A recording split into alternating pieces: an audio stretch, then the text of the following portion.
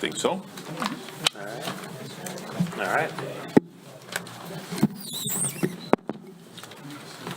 All right, good evening, everybody. Welcome to the August 6th, 2025 Bruce Township Planning Commission meeting. Our meeting start time is 6 p.m.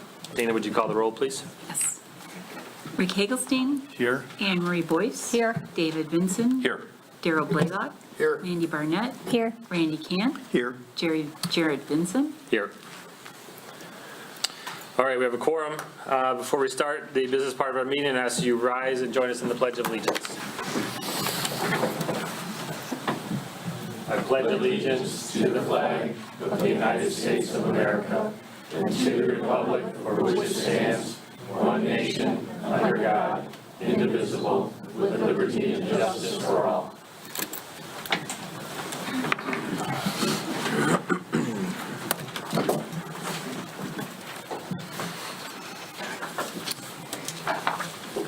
Okay, this is a public business meeting with the Planning Commission, but we do welcome public comments at various points throughout our agenda. If you haven't already done so, we would ask that you sign into on the sheet on the table to my right, along the wall there, just so we have a record of who's in attendance this evening.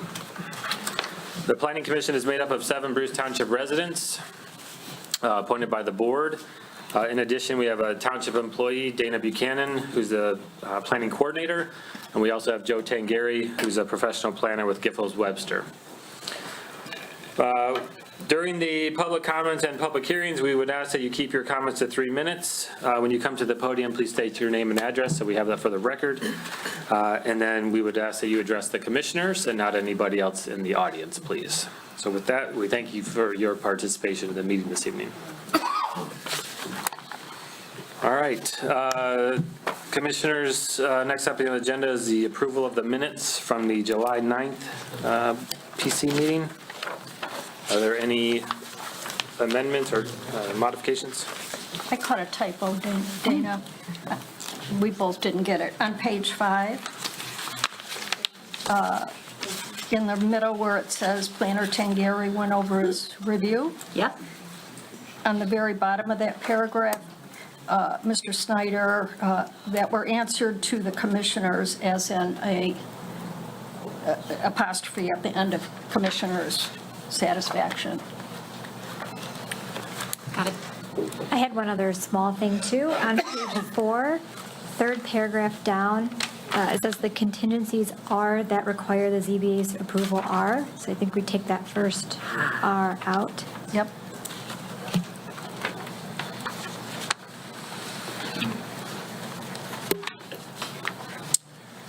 All right, if no other changes to the minutes from the July 9th meeting, is there a motion to approve as amended? Well, do we need to address the note from you, Dana, Oh, yes, we on do. page 2? Thank Which you one? for that. On page 2. This was a question that you raised, Anne Marie, and maybe Joe can weigh in on this. The statement was made that the side yard, when actually it was part of the front yard also. So how do you think that our minutes should reflect what it actually is or what was said?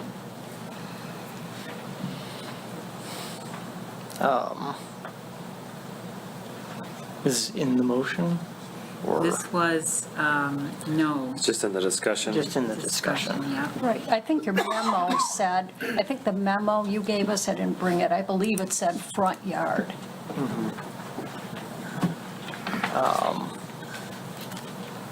I mean, I think we should reflect the facts of the case. I think that would be the most useful thing. Okay, then I'll strike side and add front where that's, the note is. Okay. Did that building reside in both the side and front? Yes. Yes, there was just like one corner Yes. that Yeah. extended into the front. Yeah. Okay. tiny. Yeah. Or, Thank you. So are we you'll put both in? Do you want both or do you I want? think both is where it is, so. Okay, yeah, all right, I would say. that works. Okay, so it'll be amended to say located in the side and front yard. Got it. Okay. Okay, any other changes to amend the minutes?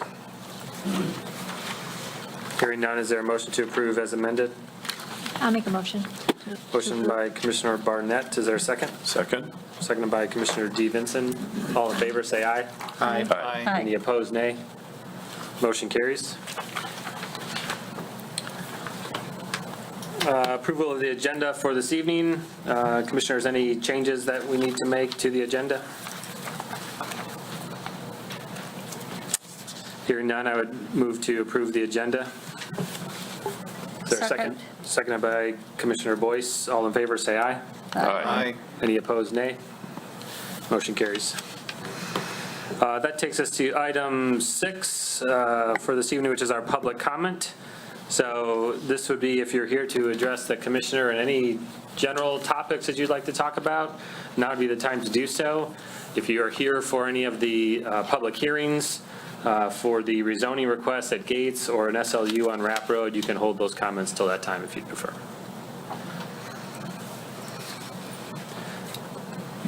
So again, it's just a reminder, when you come to the podium, please state your name and address, just so we have a record of who's, we're talking Kimberly to. Alexander, 72255 Fisher Road. I'm here about the Vitale site plan. This was brought before you guys months ago by Mr. DeMille, and a condo review was granted. He split 10-acre lots into 2-5. Now Mr. Vitale's bought it and wants to split it into 4 2-acre plots. I'm requesting that you please deny this. The homes across the street, Taft is a beautiful road. I don't know if any of you are familiar with it, but it's a gorgeous road. And having these, I know they seem small to us that have acreage and stuff, and I know they're very large to subdivision people that are moving out here. But the way it looks, the first 9 homes you'll see coming off of Fisher onto Taft will be these small, one after the other homes. And if you look at what happened to the Canoes Farm, the 200-acre farm that was split, it's just a nightmare. You have a couple of 2-acre parcels, and then you have a 15-acre parcel that goes behind it. So 3 houses, the 3 2-acre lots that are currently there, when they're in their backyard, they're looking at this gigantic home that's built right behind them. I please am asking that you deny this and keep it as it was approved already, the condo split. Please. Thank you.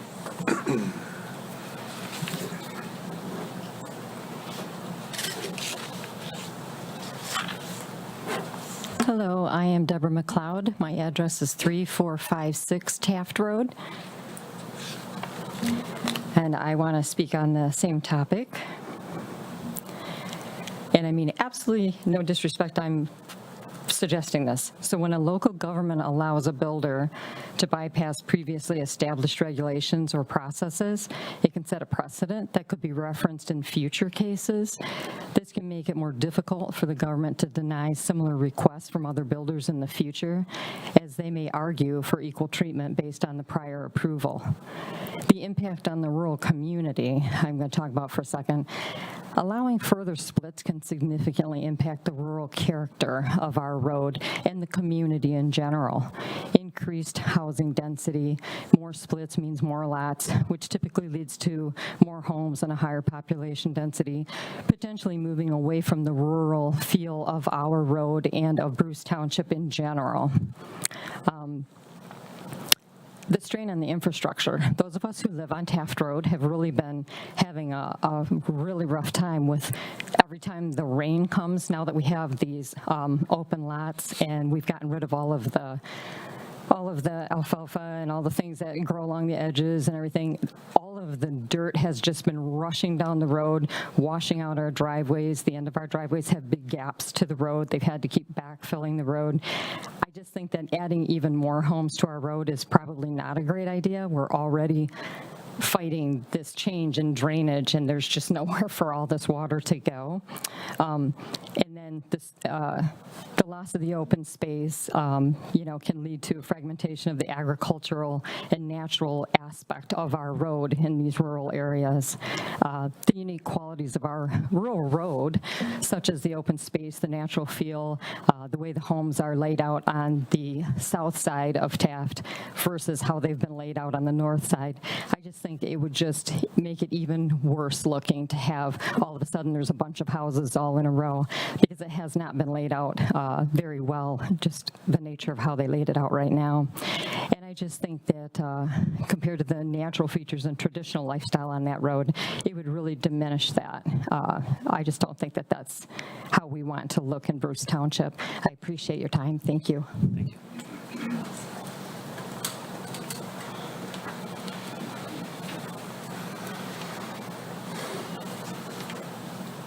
Hello. Hello. My name is Sarah Casper. I live at 70130 Mellon. I'm going to read verbatim the best I can off of what I wrote down. It goes to the urban sprawl that's happening right at our doorsteps right now and what other people have already spoken about, their concerns. I'm not a planner, and I've never been involved in a master plan before, but I've lived in Bruce Romeo area for over 20 years. And like many people here, I care deeply about what happens next. Bruce Township is rural, but what does that actually mean? If we don't define rural clearly, we risk watching it disappear piece by piece without even realizing it. For many of us, rural means more than just open land. It means the ability to see stars at night. It means hearing birds, not traffic. It means living close to nature, not walled off from it. At the same time, growth is coming, sprawl is pressing in every direction.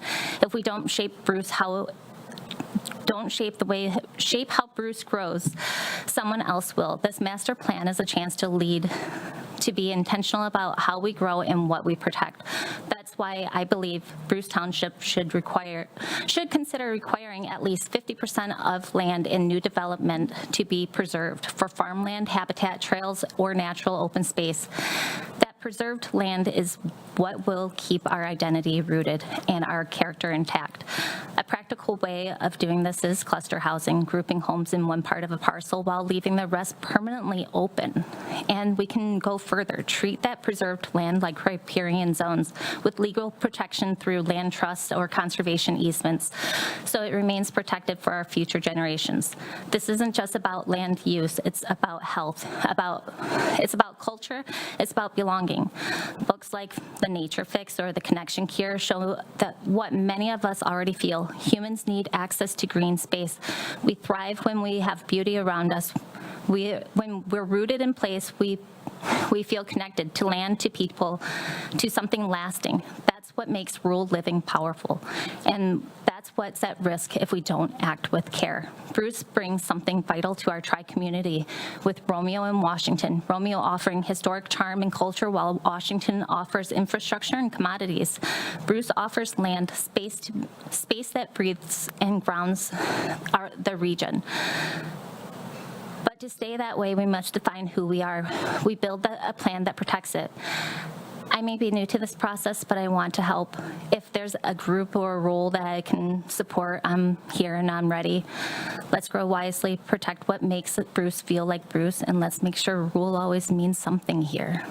Thank you. Thank you.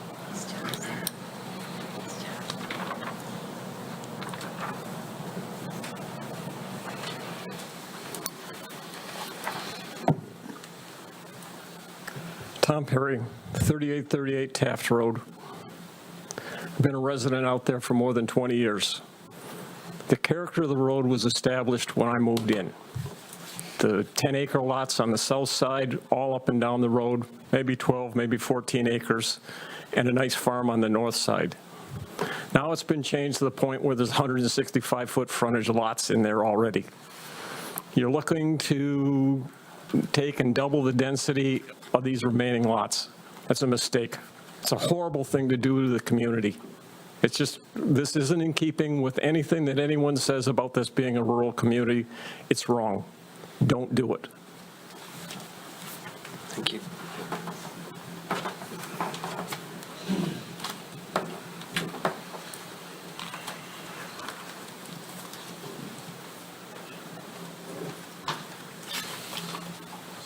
Brian Rosso, 421 North Bailey, Romeo, Michigan. I sort of echo everyone else who's come to the podium so far tonight. I've been to other meetings, and I've really feel sticking to the master plan is the best thing for Bruce Township. I've lived here over 25 years. Part of the reason I came here was for the rural feel. I know change is inevitable, but I've always agreed with the master plan, and I think it really needs to be lived and breathed by. Even coming here tonight, I tried to cross Gates Road to come here, and I had to wait about 5 minutes because the traffic was just more than usual. And so we definitely see and feel it already. I just don't think we need to keep adding to that. We have a park across the street, lots of young kids, and we just really have to keep that in mind for everyone's safety also. So thank you. Thank you.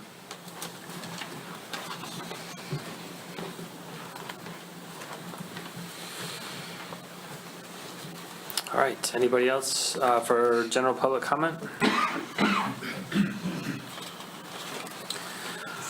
All right, seeing no one, we're going to move on. Thank you all. Item 7 is getting into our public hearings for this evening. So first up is the newbie rezoning request for 275 Gates.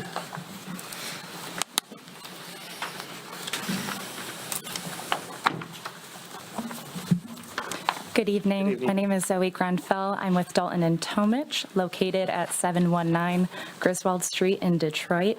Our firm represents Chris and Jessica Newby regarding their rezoning request. I just want to start off and thank each of you for your time as a member to the Planning Commission and for holding this public meeting. Now I can proceed with summarizing and highlighting our key points and our development impact statement materials, or if you want to begin by asking questions, that is fine as well. I think if you could start by giving us an overview of what you're proposing, and then I think we may have some questions for you before we have Joe walk us through his review. Yeah, absolutely. So as some of you may know, the newbies are requesting to rezone property that is located almost right next door at 275 East Gates Street. They are asking to rezone the property from one family residential to local commercial. Now, the newbies have owned and operated a chocolate shop in the Romeo area for approximately 46 to 47 years. The previous location is a 6-minute drive from 275 East Gate Street. It is a family-owned, community-oriented, small local business, and they are seeking to relocate to the property at 275 East Gates. Now, we have submitted a development impact statement as well as supplemental materials. So I will now go to the evaluation standards under the ordinance. First, looking to the land use impacts. My clients are planning on maintaining the existing structure of the building on the property. They're not planning on redeveloping or expanding the existing structure, including any redevelopment with the parcel. They are planning on maintaining that existing development. Therefore, it would be compatible with the existing and surrounding development in the immediate area. Any improvements to the property would be cosmetic, such as painting to the exterior of the building, repairing the gutters as needed, as well as the roof. And then the rest of the renovations would be interior, which they would be renovating to outfit the interior for their chocolate shop and improving the floors, again, as needed. Now, their business operations are expected to be low intensity. Therefore, they would not be producing any glare or noise or any odors that would disrupt this immediate area. Their operations are anticipated to be Monday through Saturday from 11 a.m. to 6 p.m. With 2 to 5 employees daily. And I will get to the customer traffic under the traffic section, so I'm not bouncing, back and forth. With public utilities and public services, we are also expecting minimal to, no impact. There are water and sewer services available on the property. There is no increase in demand anticipated. If anything, we would expect a decrease in demand in comparison to the property's prior use as a school and daycare. Now, looking to the traffic impacts, There is existing access, as we know, from Gate Street. My clients have also reviewed and obtained through their own business records between January 2022 and May 2025 average customer traffic with cars per hour. This evidence can be found under Exhibits 5 and 6 to our update to the initial development impact statement. Now, looking to, under Exhibit 5, we provided a list of average cars per hour in each given month between those years that I stated. And as you can see, the range is largely from 1.1 cars per hour to 3.3. And then there is the exception with the holiday hours that is in the month of December. But all in all, we are expecting a minimal impact to traffic volumes with the proposed use. And again, if we reference the prior use with a daycare and school, it is reasonable to assume that this would be, a decrease, if anything, to the volumes of traffic as compared to the prior use. And then looking to economic impacts, as I stated, the proposed use is a small local business, family-owned. So this would add that value to the tax base in this immediate area. The chocolate shop is a niche specialty, with an existing customer base, as we see from the customer averages in those Exhibits 5 and 6. There is market demand, and the prior location was a 6-minute drive, so they have been servicing customers in this Romeo area, for decades now. And looking to kind of the township's most recent economic development report that was available on the website, it provides the township's mission and relevant part that a mission to attract, new business and add value to the local community. And this proposed use aligns with that mission.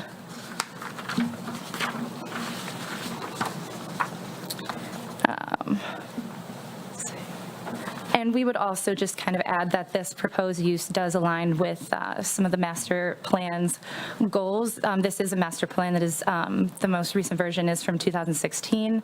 However, it aligns with its goals for thoughtful infrastructure, supported commercial growth, and minimal to no impact on public utilities, natural resources, and the surrounding environment. Again, with maintaining that existing structure and parcel, it aligns with the existing character of this surrounding neighborhood and development. And for those reasons, we respectfully request that the commission approves this rezoning request. Thank you. All right. Thank you for the overview. That's helpful. Before we shoot it over to Joe for review, any questions, commissioners, to I have some Ms. Grenfell? question Yeah. for the newbies.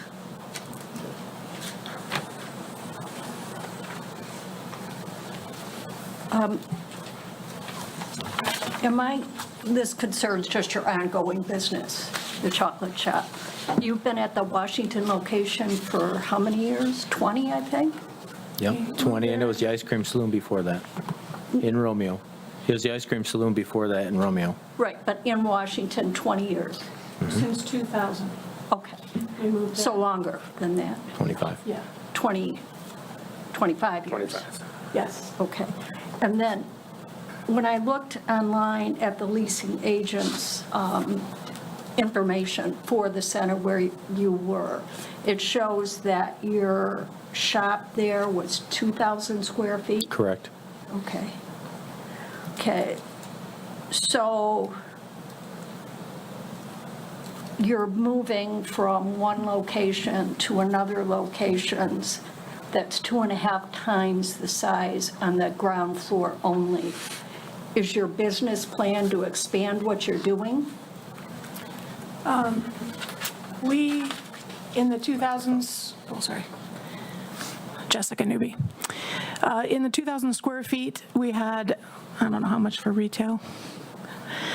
About 1,000 square feet was for the retail to sell, for people could walk around, and we had made sure it was handicap safe. But the other area in the back was storage, and then the area where we worked It was very, very small. So what I found is every time I make product, I have to move everything, put it over here, make a new product. And we provide so many products for so many years that people have loved. I hated to change any of that. So what I'm hoping to do is spread out, have a station for each project that we do, like bonbons now, creams.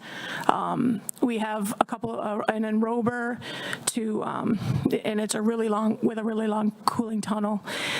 So yeah, it's basically so that I don't have to keep moving everything, so that it's just a time waster. I can't, it's just hard to function. Okay. We also worked out a storage shelter, U-Hauls and that sort of thing for our packaging, so we'll bring that in-house. Okay.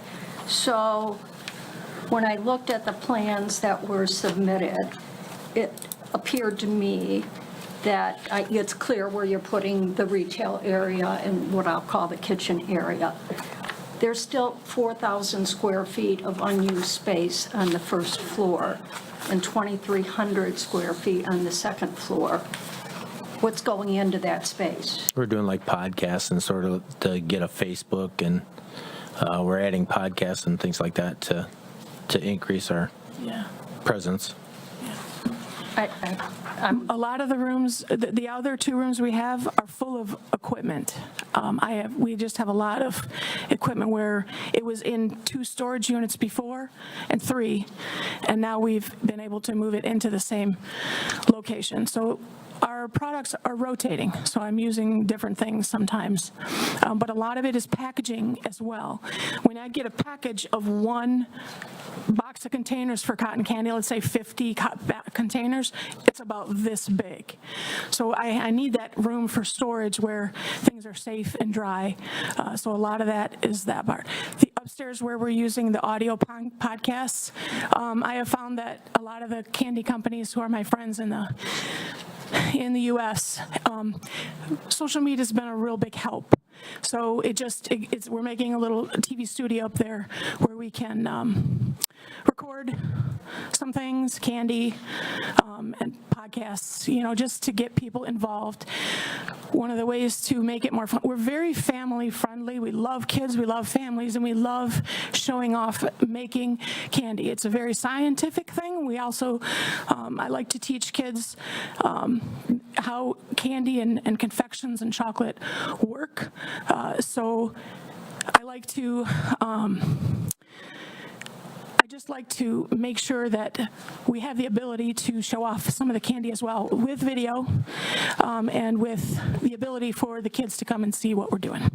Okay, that therein leads to my next question. If you're trying to expand and increase your exposure through podcasts and such, how is it that your plan is going to restrict sales to the level experienced in the Washington location from 2022 to 2025? Well, most stuff outside the area will be mailed out, right? So we'll take it to the mail, put it in a package, and mail it out. So only people who visit the local retail will do that, and then we'll send the rest out. So the podcasts are not intended for local people? They're intended for local people and people outside our regional area. But right? you're not anticipating getting any more We local hope to. retail traffic? We than you obviously already hope have? to, yeah. We obviously hope to. That's correct. I got this one. Okay, so I've been doing the numbers for this place for a lot of years. This is very personal, but we do not make a lot there. It's pretty much me and a couple other people part-time. No matter what I do with the chocolate, the most we'll be able to do is expand through shipping. This community, it just doesn't support any type of growth. I've been here, 46, almost 47 years now doing this with the Sherman Linda Rondos. So I can assure you that we're not going to grow, and we're very conservative people. So keeping things respectful is very important to us. So I know it seems like podcasts and all that gets really crazy, but it doesn't. I've been doing it for a long time, and I still haven't had the growth that I need to be an issue that's even close to what a school might have been, the former school that was there. I think also if you look under those exhibits 5 and 6, you can see a column that shows the amount of orders that were also purchased, which really outbalance the average cars that visited the shop per hour. So just to add to the shipping. Yeah, those numbers that you're looking at are private. I didn't really want to bring them out, but it's improved to you. That's my point of sale system. That shows you the numbers, the traffic, the actual numbers that came in through our doors. Okay, so my next question then, it leads to what you just said. Is the reason that you've chosen to purchase on a residential side street that has virtually no advertising opportunity for drive-by, is that because you're not anticipating an additional need within the community itself for your products? The reason we purchased that property, is, number one, rents are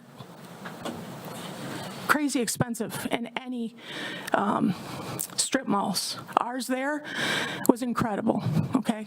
I don't get a paycheck, all right? I'm trying to grow a business because we love to work with kids and families.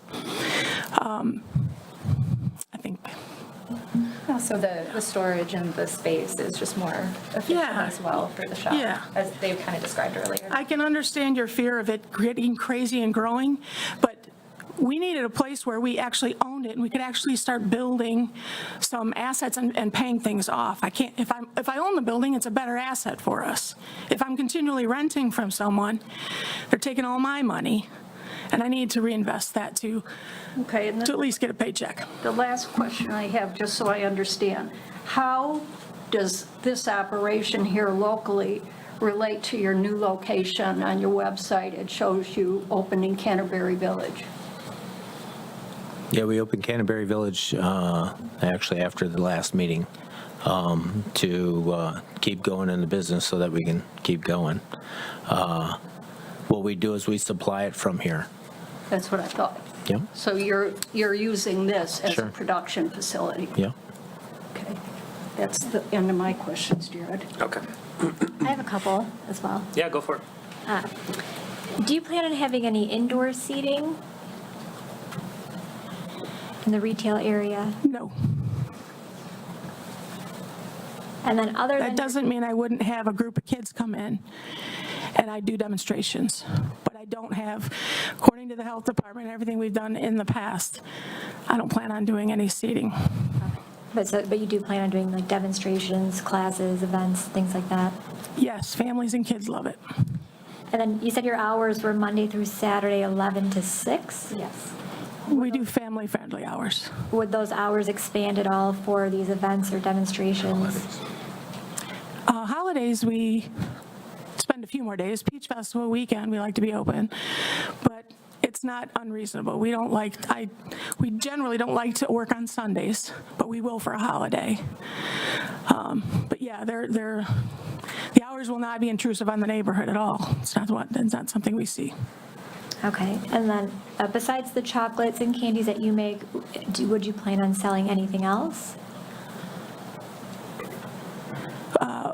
Fudge. We've done for the years fudge, popcorns. We'll be doing some ice cream, chocolates. We specialize in caramel. I don't know. Are they all things that you make? Oh, yes. We're an old-time confectioner. We do everything the old confectioners used to do. Okay, and I had one question about the impact statement. Was that, I've never seen a law firm submit one. Was it done by a planner or an engineer or anyone with that kind of background? No, us land use and zoning attorneys prepared that statement. Okay. That's all my questions. Okay, thank you. I've got a question. Your kitchen, you're going to have a range hood, correct? Yeah, to make caramel. It's not a range, so to speak. It's more of a crock, right? It has just a burner and a crock. We make caramel that way. We get our caramel milk cream from Kirk Creek Dairy, and then we boil it out for the caramel, and that's what we use the food for. That'd be the only odor Yeah. coming from Yeah, that. it's a pretty good one. And I assume probably pretty good smelling? It is. Okay, thank you. That's it. Can I ask one more? Sure. Just something you said. So are you going to be having like delivery trucks and such to bring your, the things you use to make the candy and the packaging? Yes, we do that. My deliveries, maybe once a week. I try to, maybe one or two. And at the other place, we would have them come in the back. It's hardly noticeable, but generally hours that don't conflict with everybody else, I try and recommend or ask them to come at certain times. What kind of trucks are they? The biggest, only for some of the equipment did I have the big ones, but really just that was a box truck.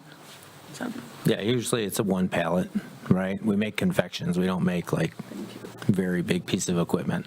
So we're making small little confections. So we get like a delivery of chocolate. It'd be like a pallet load. We'd be getting the packaging, probably is the biggest, maybe a pallet and a half once a week. Thank you. And then on the things you're shipping out of that location, is it? We do UPS. We take it there ourselves. Kind of on a daily basis, I imagine. They can come pick it up if we have enough volume, but normally we take it there. Okay. Okay, any other questions right now for the applicant? We still need to hear from Joe and his review. So I just had a couple. Yeah, okay. So if you're delivering product to your other location, is that something you do, or? Yeah, we take it ourselves. We take it ourselves. You have a classroom shown here. Is that for? Yeah, so once in a while, she wants to do classes on how to make chocolate, so we do like a afternoon thing for 5-6 students. Okay. To make chocolate. She's done it before at different locations. Would that involve something like maybe a school classroom or something like that? Yeah, it'd be just a couple of seats with a couple of tables. We'd have like a homeschool group or maybe a confectionery school group that comes in once ever scheduled to do that sort of thing. The most I've ever been able to take in at someone else's location is 30. I can't do more than that. So I would never see more than 30. Well, that was at someone else's location, but you have a good deal of space allocated to a classroom here. I don't know. Physically and in terms of the chocolate that we're making, the different, some of the things I've done is they make their own chocolates, their own candy bars. Sure. I can't do more than 30 because chocolate hardens. I'm running around trying to just to keep up. Okay. That's all I have. All right. We're going to turn it over to Joe for a second, so don't go too far, but thank you for all your input so far. Samples would have been good, though, I'm just saying. Thanks. All right, Joe. I'll be doing more of the technical side of things here, just dealing with the zoning ordinance. The applicant's requesting to rezone this property to 75 East Gates from R1B, which is a single-family residential designation, to C1, which is our neighborhood commercial designation. And they've talked about their use, so I won't get into that. So this would be a permitted use in the C1 district if it were zoned that way. Full site is about 0.689 acres, and there is an existing building. The footprint of that building is about 7,375 square feet, and then it does have that upper floor, about 9,700 square feet of gross floor area. Looking around this property, it's surrounded by R1B zoning on the Bruce Township side. And there is also the park, of course, to the north. And you have the Village of Romeo to the south. If you look at the uses that are around it, you have, of course, the Township Park and a couple of single-family homes and the church.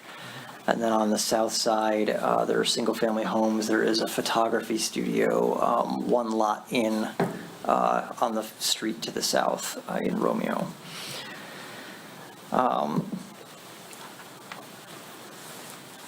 Our master plan designates this as low to moderate density single-family residential on the 2016 future land use map. The zoning map's currently aligned with that future land use map. They did provide that development impact statement, and that supplement provides a bunch of data that wasn't included in the original one to support the original assessment. They have their sales data and estimates of vehicles per hour were the primary things that were added to that, but there is a little bit more additional information there as well.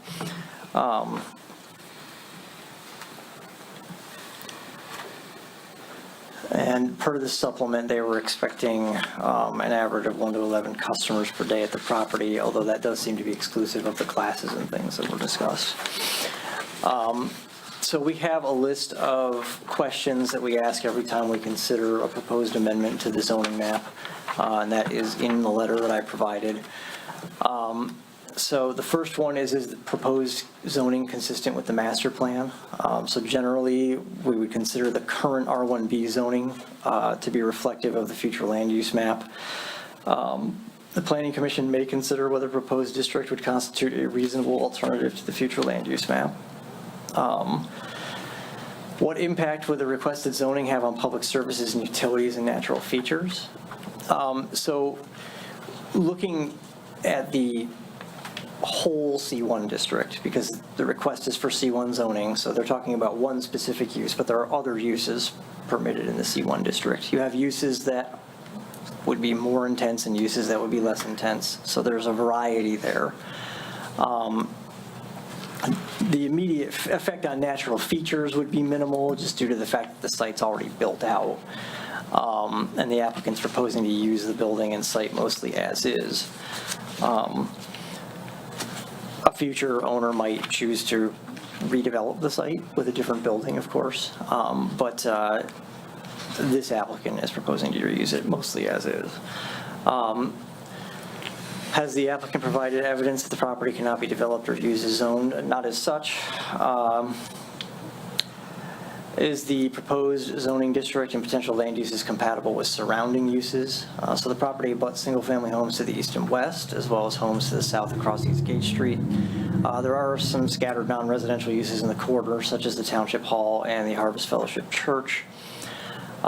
This property was most recently used as a child care center. Will the proposed zoning place a burden on nearby thoroughfares, and if so, how would this burden compare with the existing zoning district? So the basic use of the site would be, of course, different as a commercial site versus a single-family home. We don't have a full traffic study, but again, as I said earlier, there are a number of uses that are permitted in the C1 district, so they have their numbers. There are other numbers that would apply to some of those other uses. Is there other land currently available for this use? So the undeveloped land with commercial zoning in the township is zoned C2. That's a somewhat more permissive district from a use perspective. Will development of the site under proposed zoning be able to meet zoning district requirements? So it appears that C1 development could meet most district requirements on this land. Front and side setbacks would result in the building being recognized as a non-conforming building because the C1 district has different setbacks from what that building is pretty old. I don't know that the entire building is the same age. I think it may have been added on to over the years just based on its shape, but the original portion of the building I think dates to 1930. So we're looking at a fairly old building that actually predates the zoning ordinance. So it does have some non-conforming setbacks for that district. Is rezoning the best way to address the request, or could the existing zoning district be amended to add the proposed use as a permitted or special land use?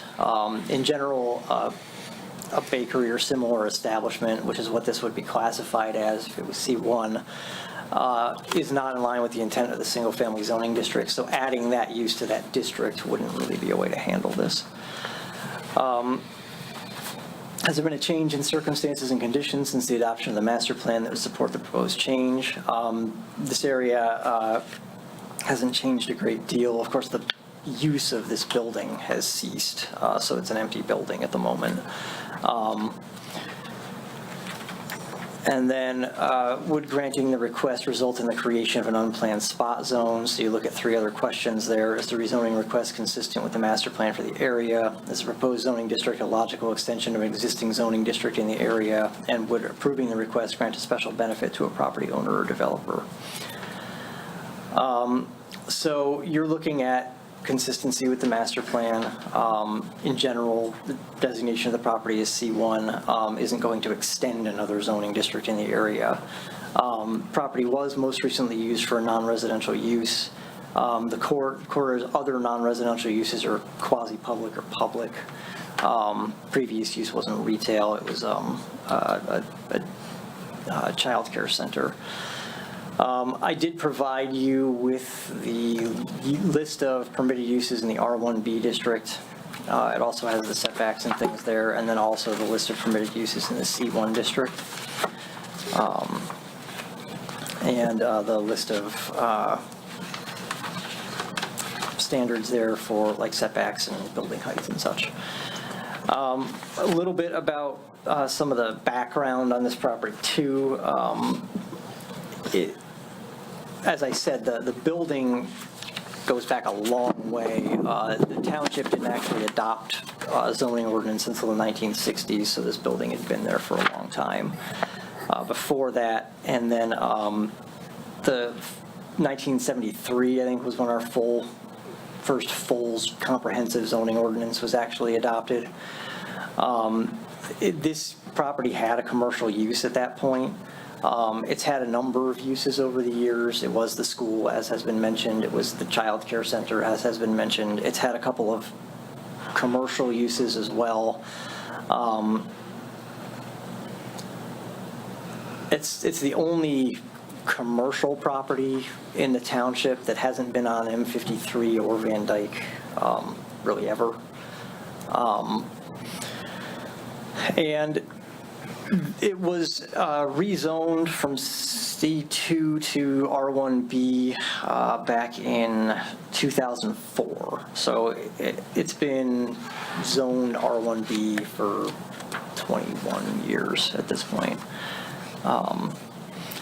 Anne Marie, I know you did a lot of research on the property, so I don't know if you want to add anything to that. Yeah, a couple things. Do you want me to do that now? That's fine. If you Okay. want. It was actually back in '96 that the township granted an SLU, a special land use, for purposes of the Montessori school on that property. And the bargain barn resale shop that was there before that closed at that time, and the school opened in '97. And as Joe pointed out, it was rezoned in 2004, and it was intentionally rezoned from its current C2 designation to R1B, which was consistent with everything else on East Gates. And according to the November 11, 2004 minutes of the board, it was specifically stated that that change was made as a part of the master plan zoning map amendments. And then of note also on that building is, unfortunately, the Montessori school went bankrupt in 2009. So the property was in limbo for a few years. Well, I'm assuming, I don't know anything about bankruptcy, but assuming, well, that got sorted out. Then in 2012, the Harvest Fellowship Church purchased the property on the north side of Gates, all the way from McVicker Road to up to and including 275 East Gates. And the township also gave an SLU for the church for 275 East Gates, to the extent that they wanted to use that as part of their ministry. And of course, churches and its use are special land uses in R1B as they are in most communities. The church leased, I believe, that the facility to the Little Learners Nursery School and Daycare. I believe that opened in 2013, and then I believe they, again, it was about the end of 2023, mid to late 2023, that they left to move to a new location in Washington. So that's all I have additional. Thank you both. Any questions for Joe? We'll open the public hearing here in a minute, but any questions for Joe before we do?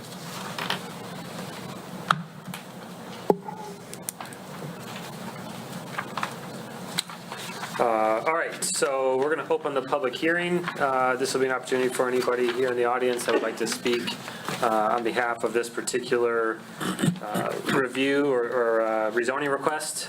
So make a motion to open the public hearing at 6:51 PM. Is there a second? Second. Seconded by Commissioner Cant. All in favor, say aye. Aye. Any opposed, nay? All right, the public hearing is now open. So if you are here to speak regarding this project, please come to the podium, state your name and address, and please address the commissioners. Good evening again. My name is still Deborah McLeod, 3456 Taft Road, and we've lived in the area for 28 years this year. I think that I understand why it's a concern to rezone something, and I wonder if it's just another special land use, but I think it would be in keeping with the charm of the village of Romeo and with this edge of Bruce Township to have a candy factory. I think that is just so charming and so cool for this, you know, historic village. It just is in keeping with the charm of the area, first of all.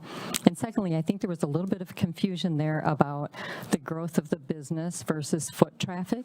I think the growth of the business is important for them to be able to maintain their business, but if it's shipping out of there and shipping to other places, that's very different than an increase in foot traffic. I don't think it's their intention.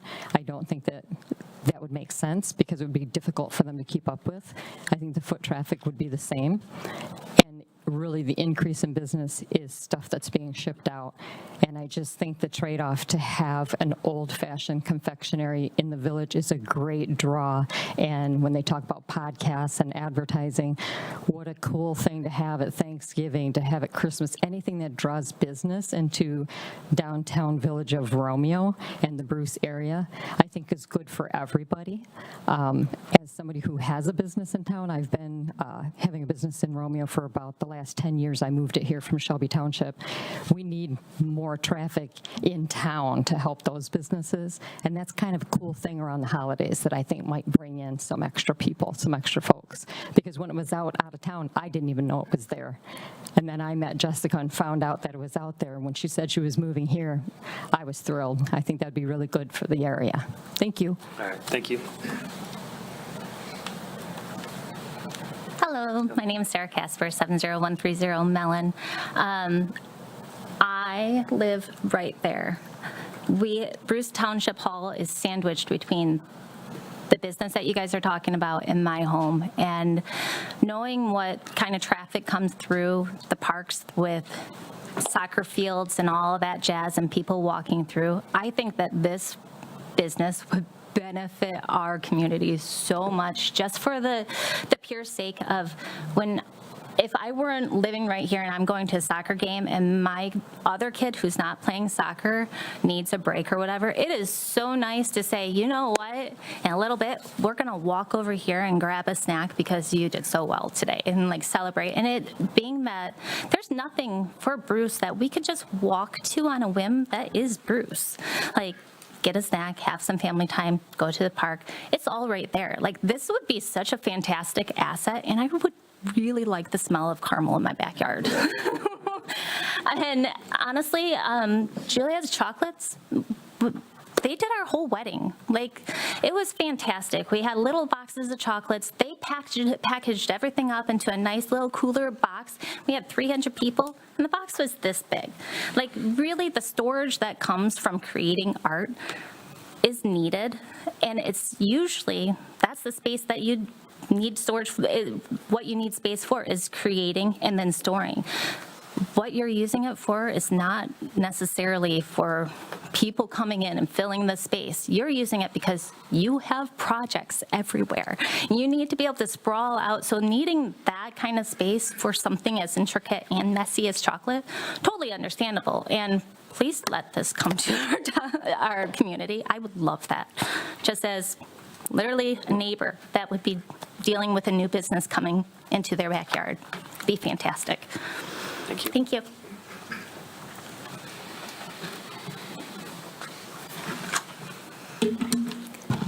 Good evening. My name is Shelley. I'm a resident at 421 North Bailey Street, which is, I'm just a few doors down right here. So thank you for your time, commissioners, and for listening. I have grappled with this topic because who doesn't love chocolate? And who doesn't want a chocolate store in their community? However, if you're going to consider this, I have a list of things I'd like you to think about, because I do live right here. I've lived right here a very long time, so I have something to say about it. I have an interest in it. It sounds great on the surface, a chocolate shop by a park. And my first thought was, yeah, that is wonderful. And it could be. But think of these things, because your job is to look at the bigger picture, and your job is to look down the road, and your job is to look out for everybody. The master plan is there for a reason. It can be changed, but does it need to be right now? Is this really necessary? Is Bruce Township needing the funds, and is the park not functional, and is there a need for this in this area? Something to think about. Think about location in relation to safety. Contradictory information was given by the proposed person, saying we're not going to increase traffic, but yet we will have some trucks. But also in this area, this is a walking area. Gates is exceptionally busy. There's nowhere to connect people at a crosswalk from the village across Gates, so kids and people all day long are trying to cross to get to the park. And then when they do, there's no sidewalk on the north side of Gates. And that's just with a park. So to think that car traffic is going to be the only concern, we are a walking community. And those of us that live in this area, they're going to walk, and it's going to be an issue. So if you do consider this, I really think you need to look at the safety aspect. Do not fool yourselves. It is an issue there. If it was a different kind of proposed development, would you be considering this? If it was a dollar store, if it was a tobacco shop, if it was a hookah lounge, would you be considering this? Chocolate's pretty benign, most people like it, but it's a slippery slope. They can sell this building, they can do anything, they can rent to other people. This isn't just for today and for a nice chocolate shop. So would you consider those same uses? Would you consider what could happen in the future? Nobody lives forever. Nobody maintains a business forever. It will change. We think about the operating times. Monday through Saturday, 11 to 6, is significantly more than when it was a daycare. It's significantly more than when it was a Montessori school. They didn't operate on Saturdays. They didn't operate on holidays. Another thing to think about.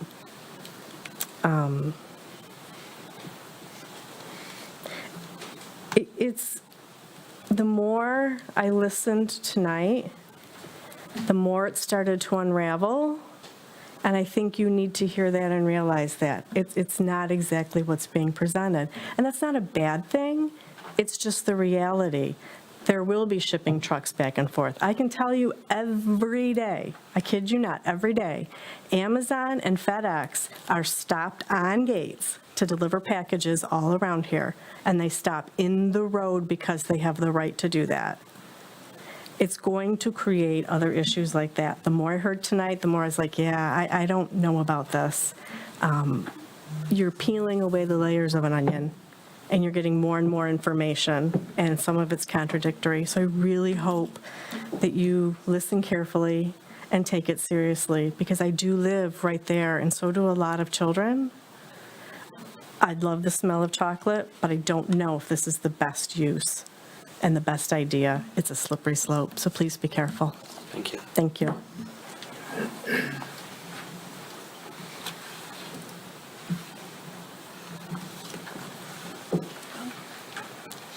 Can I come back up? Sure, it's during the public hearing, so it'd be limited to 3 minutes, but you're free to speak. Thank you. 46 years, we've been doing the same thing. Our scope hasn't grown too much at all, so there's nothing to fear. 2, it's zoned residential, 1B. It was originally, I thought it was C1, but maybe it was C2, since the 1900s. It's non-conforming. Nothing has ever been able to really survive there. We're offering you long-term family-owned business. We bought it for a reason, to stay there, not to grow. We can grow by going to other locations. So I don't want you to fear that. Parking and traffic. All the traffic that comes through that driveway that we own goes to the park that the township owns. We love families and activities, and we're open to that. But it must be considered that that driveway is that driveway and the one going to Harvest Fellowship are real thoroughways for the traffic for the park. We love it, but that's not our traffic. Our traffic is 1 to maybe 11 people an hour around Christmas. Shipping, UPS, if you look at the property, our parking lot is gigantic. We have more parking than anybody. So we have safe locations for trucks to come through, UPS to pick up shipping if that's what happens. Amazon does not need to stop in the street for us. So I appreciate you to think about the fact that we've been doing this for 46 years, and we want to keep doing the same thing for this small town and for families. Thanks. Thank you.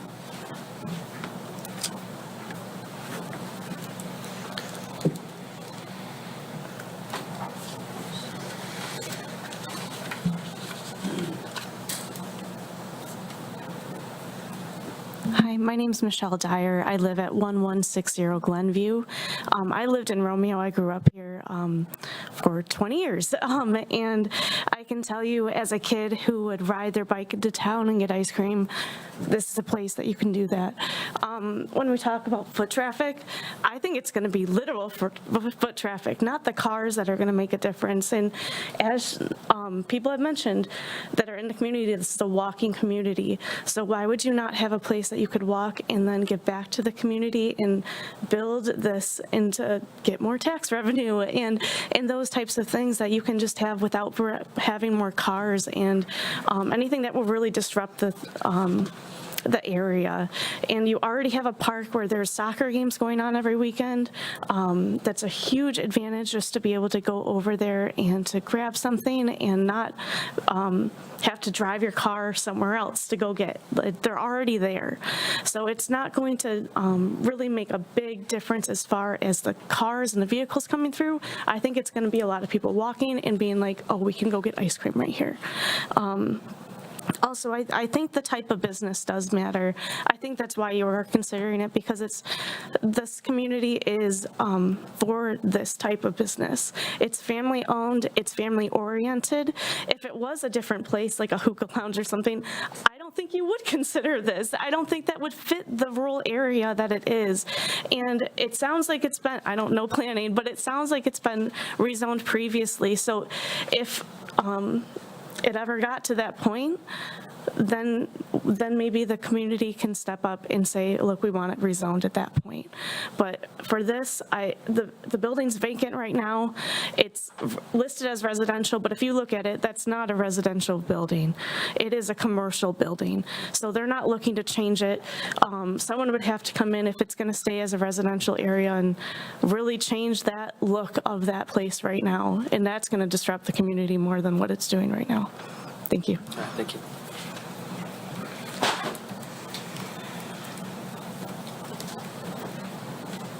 I wasn't going to comment on this, but I just feel like I have to. This is what we need. It's All right, please the just address the developments. commissioners. It's the developments that we don't need. But these small family-owned businesses, I mean, I understand that some people are worried about traffic, but where were you when these 3 developments just got approved? We're going to have 9 driveways on Van Dyke. We're not even going to be able to get to Sheena's. This I enjoy. Please approve this. This is a wonderful thing for Bruce Township. And now we're all hungry, too. Thank you.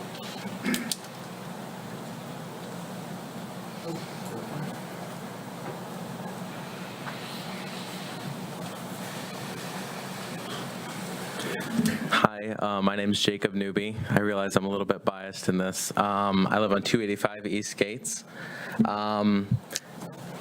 I would likely be taking over the chocolate factory. I'm 27 years old, and I would probably keep it in the same location with the same kind of impact. So that's all. Thank you. Thank you.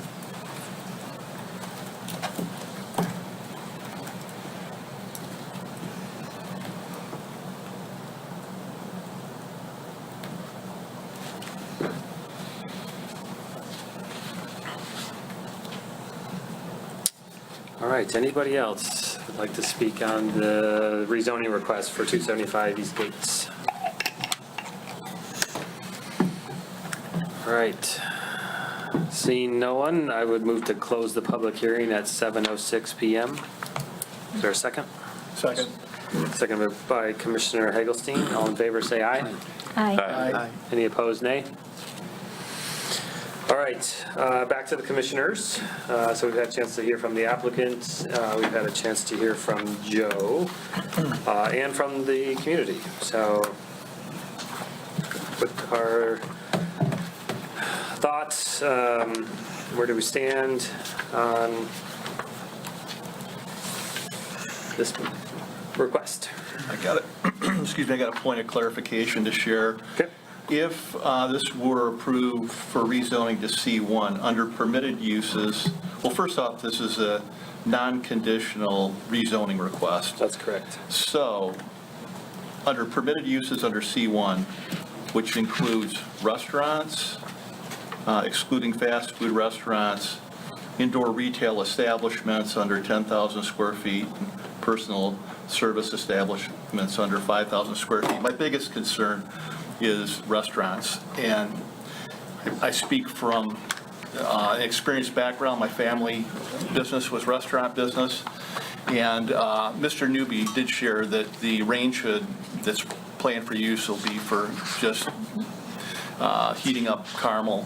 But if, and I stress if, this were approved and Mr. Newby's son chose not to continue the business and sell the building, any one of these permitted uses, including restaurants, are permitted. So, which could include a restaurant with deep fryers, and so if I lived in the community, I'd be, or excuse me, in the vicinity, I'd be concerned about it. So. Yep. Thank you. Thanks, Rick. Jared, can I make some comments about the master plans? Sure.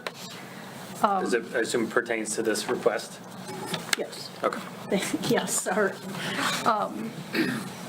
It's interesting because I've had a chance to look at both the 84 version, it was called a comprehensive plan, and at 89, I believe that was a master plan amendments, and they specifically stated that the township recognizes the problems created by improperly provided commercial locations And they established objectives to discourage spot and marginal strip zoning and to clearly separate commercial use from residential uses, particularly single-family. In 1999 to 2000, there was a complete rewrite of the master plan. And the resultant document notes on pages 85 through 87 that the present and planned commercial zone property is on Van Dyke only, and also notes the M53 bypass as a place that may allow for future commercial development along the expressway. From the late 1990s to the mid-2000s, the township supported the planned expansion of commercial development north on the east side of Gates, and it was zoned that way. There were 3 phases of the commercial that is now Sheena's, the center north of that, as well as at the end, the restaurant and the bank of stores behind that. And they also work for the conversion and development of the old industrial building into commercial that's across the street at 33 and Van Dyke in the southwest corner, which coincidentally is right next to one of our parks.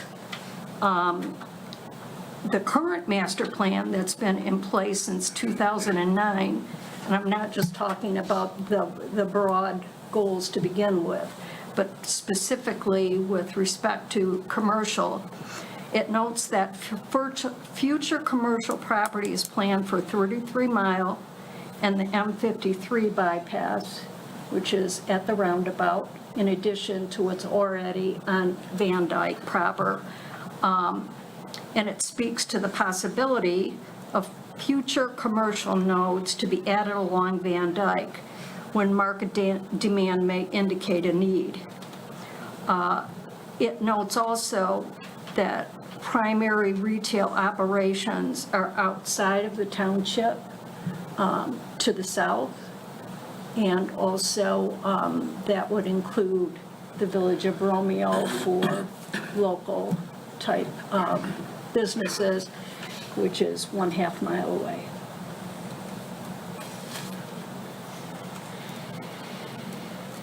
Okay, thank you.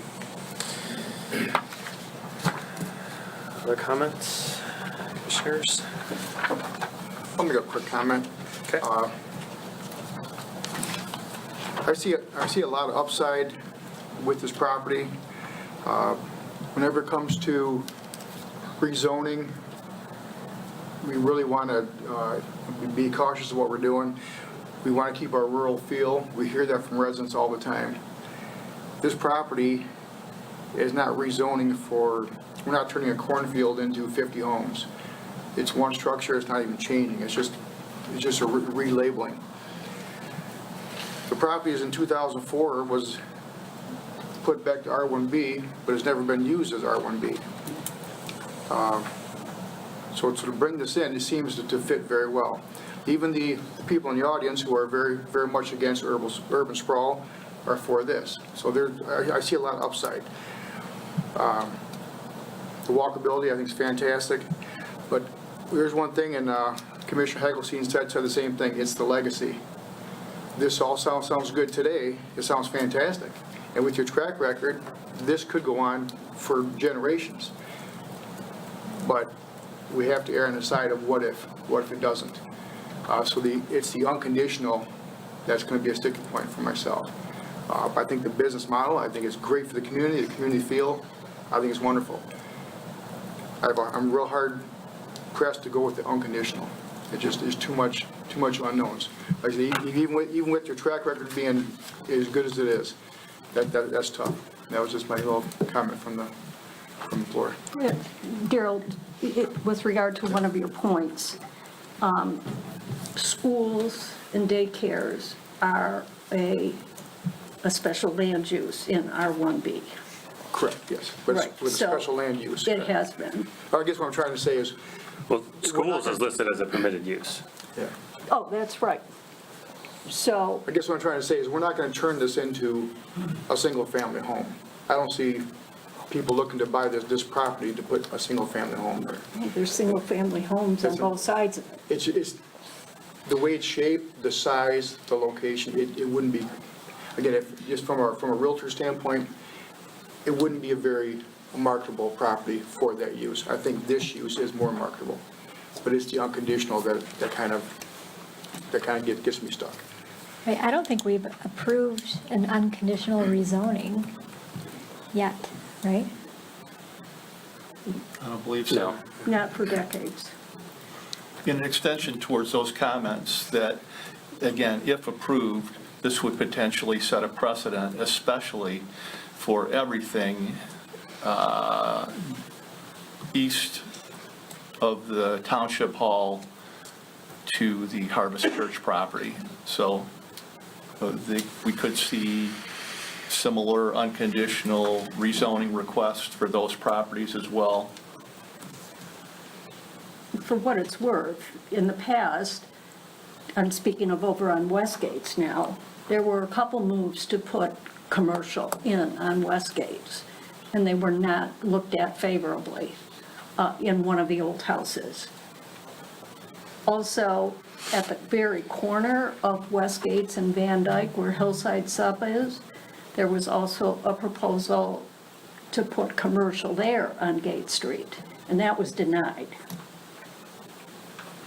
So it's, I mean, we have a pretty clear guidepost as to what the thinking has been in this township, and what resonates with me is that 20 years ago, the board made a specific decision to rezone to R1B, and for all but maybe a couple of years when that bankruptcy took place, as well as a couple of years after the daycare place went out, that building has been successfully used, not as commercial.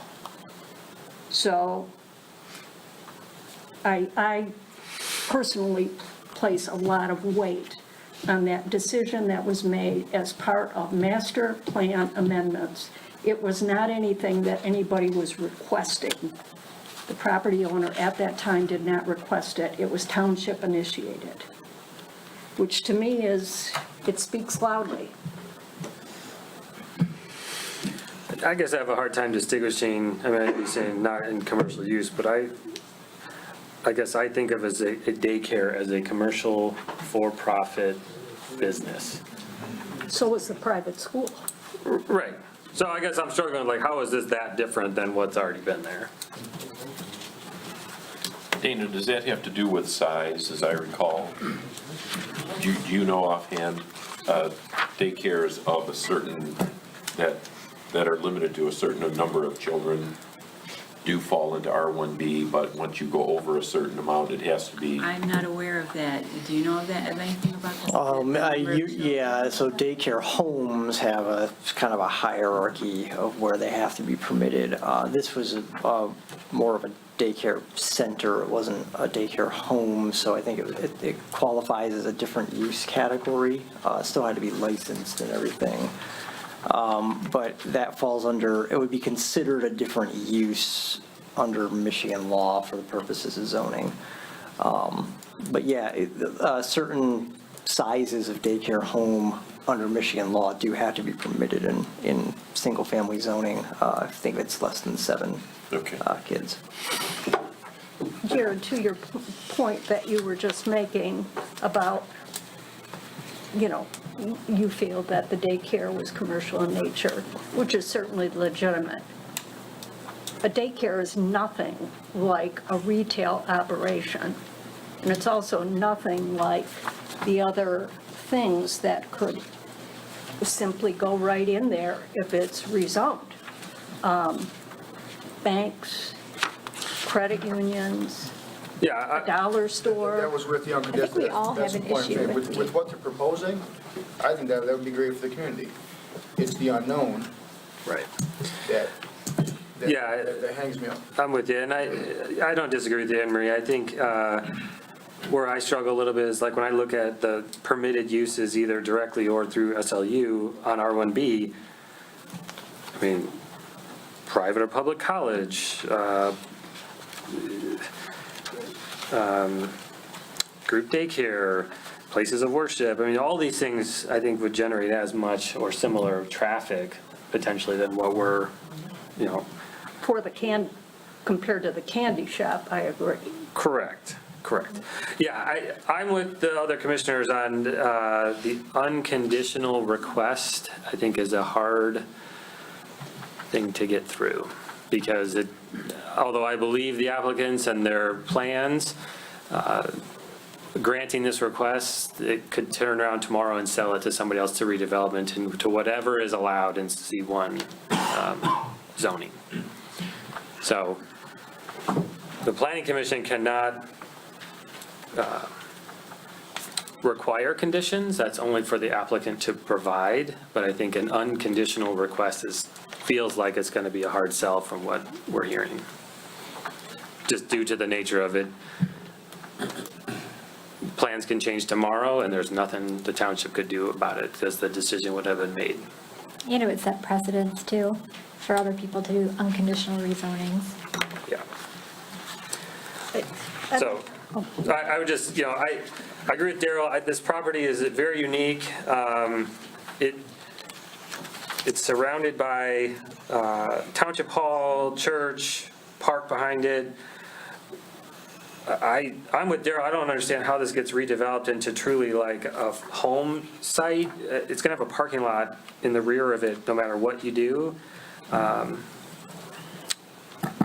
So I like what's being proposed for a number of reasons that have all been already communicated here. But again, it's the unconditional request piece that's a struggle. Can I ask a follow-up question? Can you come to the podium, Yeah, please? if you can, come to the podium, please.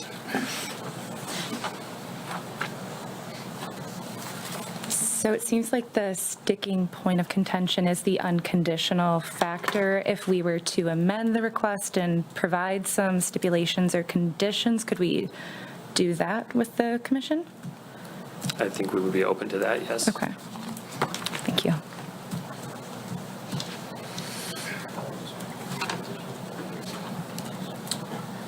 So if they did that, would we not vote on it today? And they would get an extension, or would we have to? Table it. We would postpone it if that was the case. It's already been postponed once. Can we do it again? Yes, actually, the tougher thing about the last postponement was the rescheduling the hearing. In this case, the hearing will have been held. Yeah. So if you were to postpone it again, it would just be back on your agenda when they resubmit. Are we talking about 1 month? Yeah, do you have a time frame if you were to come back with some proposed conditions of when you'd be ready? Should we ask, are they open to this? Yeah. I mean, You want to come to the podium just so we can? stay up there. Yeah. I mean, we are happy to work, quickly with submitting a proposed amendment. So, I mean, as soon as possible to accomplish that, we'd be happy to do that for the commission. So if we postpone this decision for 1 month, would that give you and your clients time to, I think we'd probably need them in a couple of weeks? Well, I don't need to notice this again. That's correct. I've already Correct, noticed that we've already yeah. had the public hearing. And nothing in Joe's report would need to change per se? Right. Other than adding whatever was developed in terms of change Okay. to the offer. So our next meeting is on September the 3rd. And we need, having said that, if there's something in writing, we need to get that substantially before. Right, because I need to turn that around and get it in your packets. And So, do you have an estimated deadline for? how about tomorrow? Not a problem.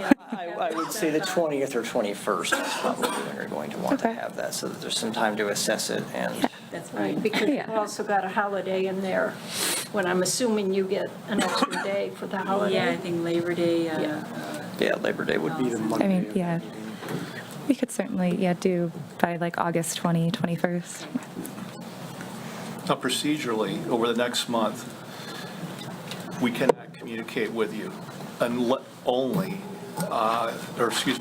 there is a subcommittee created. Okay. Okay? So, not sure if there's any I'm sorry, go ahead. any appetite for any commissioners to be part of a planning commission. So applicant and their representative would have an opportunity in advance of the planning commission to bounce ideas off that subcommittee. Of course, there's, no commitments to be made from a planning commission, but it's just, I think it's helpful for an applicant. Yeah, I disagree on that. Okay, give your spiel, Emery. Well, whatever anybody else here might come up with by way of what they believe may be acceptable conditions, I mean, that's going to be a hard sell for me. Doesn't mean you shouldn't do it, but I would rather they come up with what they believe is workable for their business and let us hear it. I mean, this is very straightforward to me, what we're talking about. It's pretty black and white, so why would one of us need to help? Yeah. Do fellow commissioners concur with Emery's comments?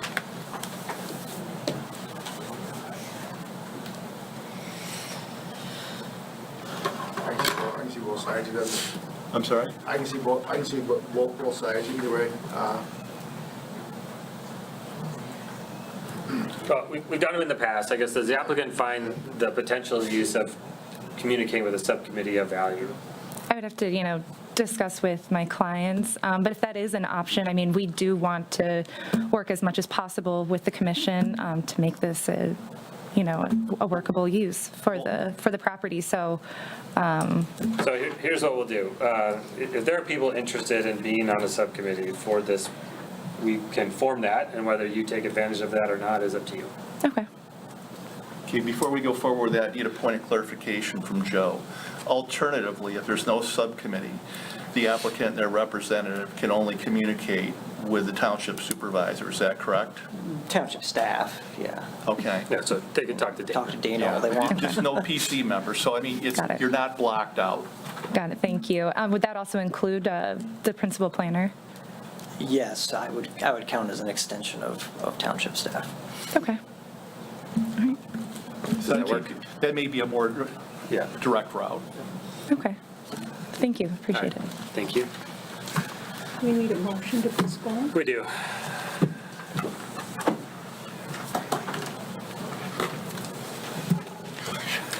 I make a motion to postpone the rezoning request for 275 East Gates to the September, what was the date, Emery? 3rd. To the September 3rd Planning Commission meeting. I'll second it. Seconded by Commissioner Blaylock. All in favor, say aye. Aye. Any opposed, nay? All right, this is postponed until the September meeting, and we look forward to having you back. Thank you.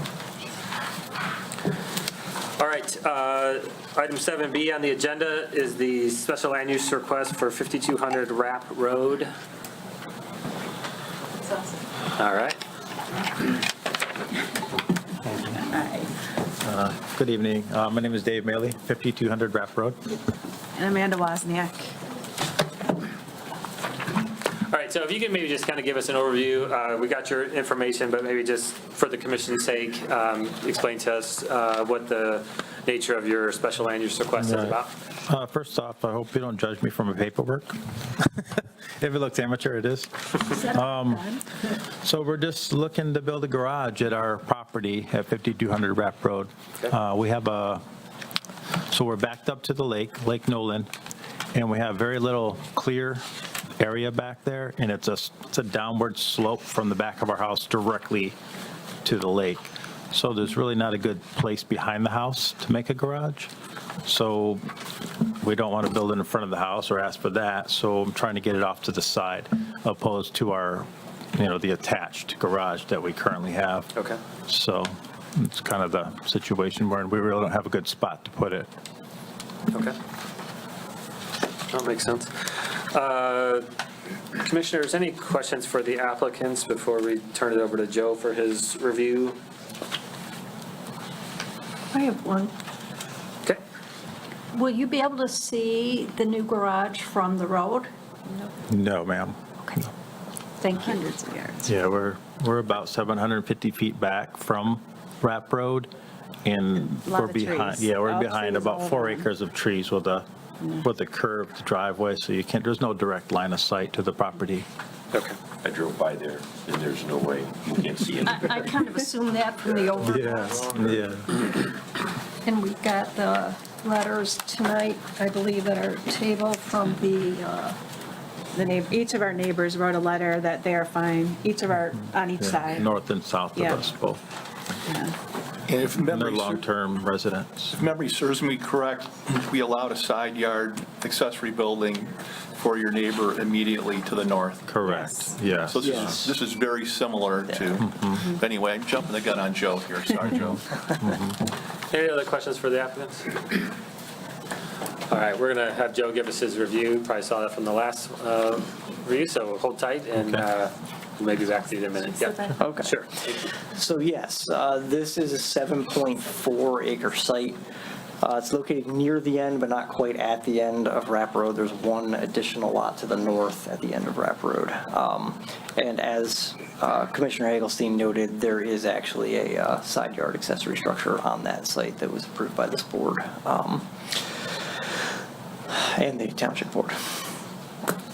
They are proposing a detached garage in the non-required side yard. It does extend very, very slightly into the non-required front yard.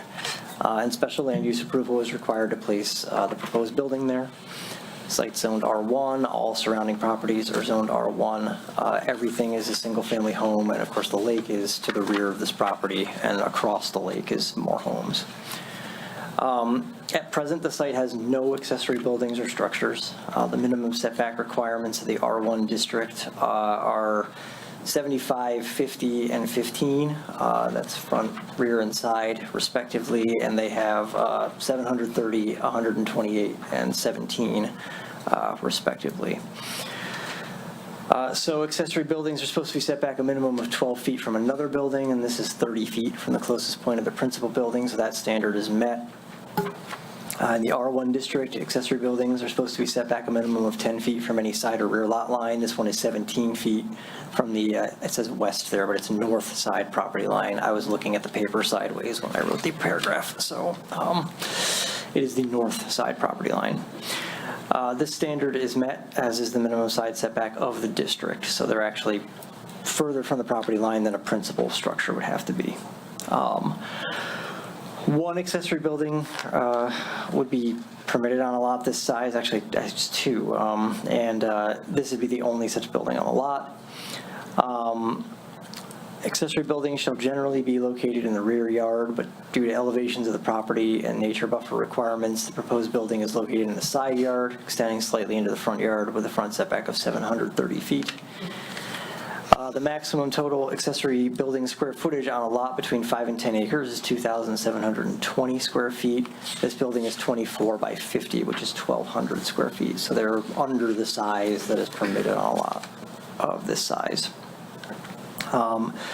Maximum height is 29 feet, and this is 20 feet to the peak of the roof. We actually measure to the midpoint between the eave and the peak, so it's ordinance height is actually lower than 20 feet. The maximum, let's see, and then we have some special land use approval standards. We look for proportionality between the size of the lot, street frontage, and the size of the accessory structure. That it be in harmony with the principal structure, the environment, topography, and surrounding properties. That the materials and colors of the proposed accessory building match or complement the principal building. and that an accessory building permitted in a side yard does not exceed the ground floor square footage of the principal building. That standard is met. It's just smaller than the principal building.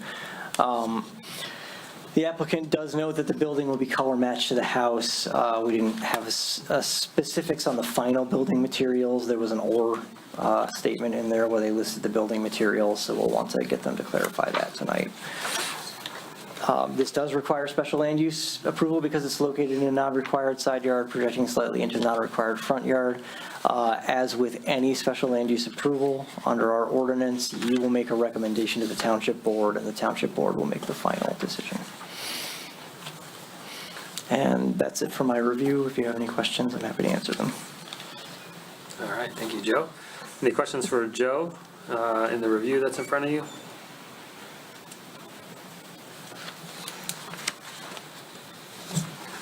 Joe, can you speak to the drop-off from the back of the existing home down to the lake? Right, so the home is pushed up to a forested area that goes down to the lake. There was a sheet with some contour lines. Let's see if I can figure out what page that one's on of the package. Second from the back in my packet. Yeah, it's toward the end of their submission that shows some of that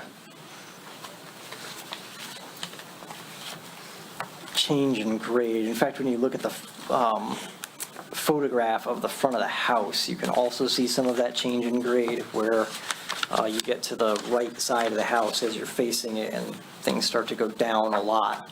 And that is similar to the slope behind the house.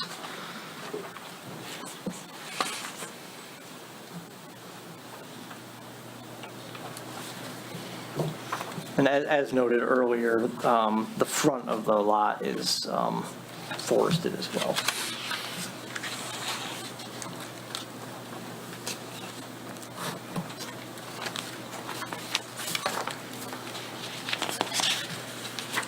Okay. Any other questions for Joe before we open the public hearing?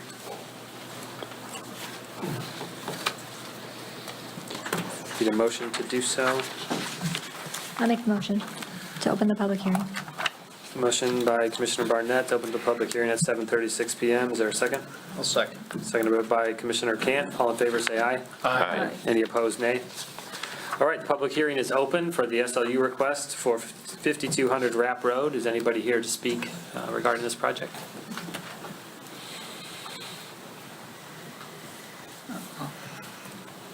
What? Uh-oh. Oh, you mean for the, sorry. Yeah, it's okay. I thought, yeah. Seeing nobody, I make a motion to close the public hearing for the SLU of 5200 Rapp Road at 7:37 PM. Is there a second? Second. Seconded by Commissioner Hagelstein. All in favor, say aye. Aye. Any opposed, nay? All right, back to the commissioners. To the applicants, I do have a question around, I think Joe mentioned in his review, but just the materials that you're planning, because it's in a side/front yard. Generally, there's a little bit higher standard around ensuring consistency with the existing principal structure. We, the house is, I guess, an English Tudor right now, and we've been tossing around the idea of doing siding, taking out the brown strips of wood that are on the frontage, and we haven't 100% nailed that down, but if we do that, it will match the garage. We want the structures You're to match. saying you're considering changing your existing home to be siding, and then the garage would match that? Yes. You're talking gable end siding, correct? Getting rid of the Tudor gables? I mean, you're not going to take the brick off your personal... No, just the, it would just be the trim boards that make it look like the, like a... Needs to be replaced, right? Yeah. The wood needs to be replaced. Yeah, the so wood is old. We're going to put some kind of siding. Maybe it looks like wood, but whatever we do on the house, we're going to make sure they match. Yeah, for they'll sure. be the same. Yeah. We're not building a pole barn, we're building an actual garage. Conventional construction? Yeah, conventional, 2x6 in the whole deal, yeah. Nice. Yeah. So it'll match the home. You going to correct. do any brick on it? No, we're not, yeah. Okay. Yeah. What's your sheathing proposal on it? You're talking about this, like the OSB or something for the outside? Well, I mean, your finish sheathing, whether it's going to be sided or... That's what we're discussing. It's more than likely going to be siding, right? Yeah, a type of siding. We've been Yeah, we'd looking like at a it. couple, two different Yeah. types, I think, but. We'd like it to look like wood, but be siding, maintenance-free. That's the goal, so we don't have to paint. Yes, as Commissioner Vincent shared, for being the side yard, we try to encourage a higher standard. And some of these that we have approved in the past, we've asked the applicants to consider, as an example, like brick skirting. Yeah, brick at the bottom. Yeah, up 4 feet. Okay. Yeah. That'd be something you'd be Oh, willing yeah. to consider? Yeah, for sure. Yep. Okay. How, so Joe. the window that we have, how far up is the window? Because it's I know on there's here. windows in the front. Yeah, it's on here. So the, Have to look. we can do brick to the window. Joe, as a point of Perhaps. clarification, since the applicant has not maybe nailed down the materials used and that's subject to potentially changing things on the principal home structure, how would you suggest if we were to proceed with the motion, given that this is part of the consideration, how would you suggest we navigate that? Yeah, this is a good question. And a good one to ask before a motion gets made. So what I would say is they seem to be considering two options. One is if they stick with the Tudor-style look of the home, you would want the structure to echo the Tudor-style look of the home. It sounds to me like they're leaning away from that, and they want to go with a wood appearance, a low-maintenance siding material. So in that case, you would want that material and that appearance to be reflected on the accessory structure. So I think if you want to try to structure that into a condition of the motion, you're going to want to spell that out and say that we're going to recommend approval, and this is all provided that you recommend approval. I'm not assuming anything. Yep.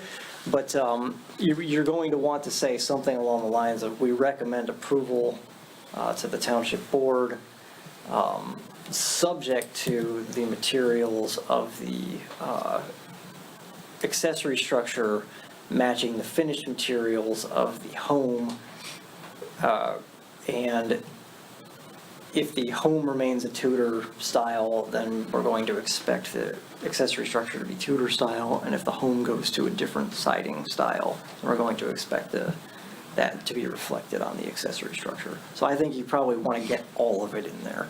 Okay. Just to be clear about what your expectations are. And if you want to accept their agreement to do some brick skirting, at least on the front side of the building, then you can also include that and be specific.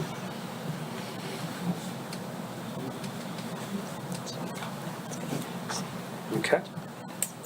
Any other questions, commissioners?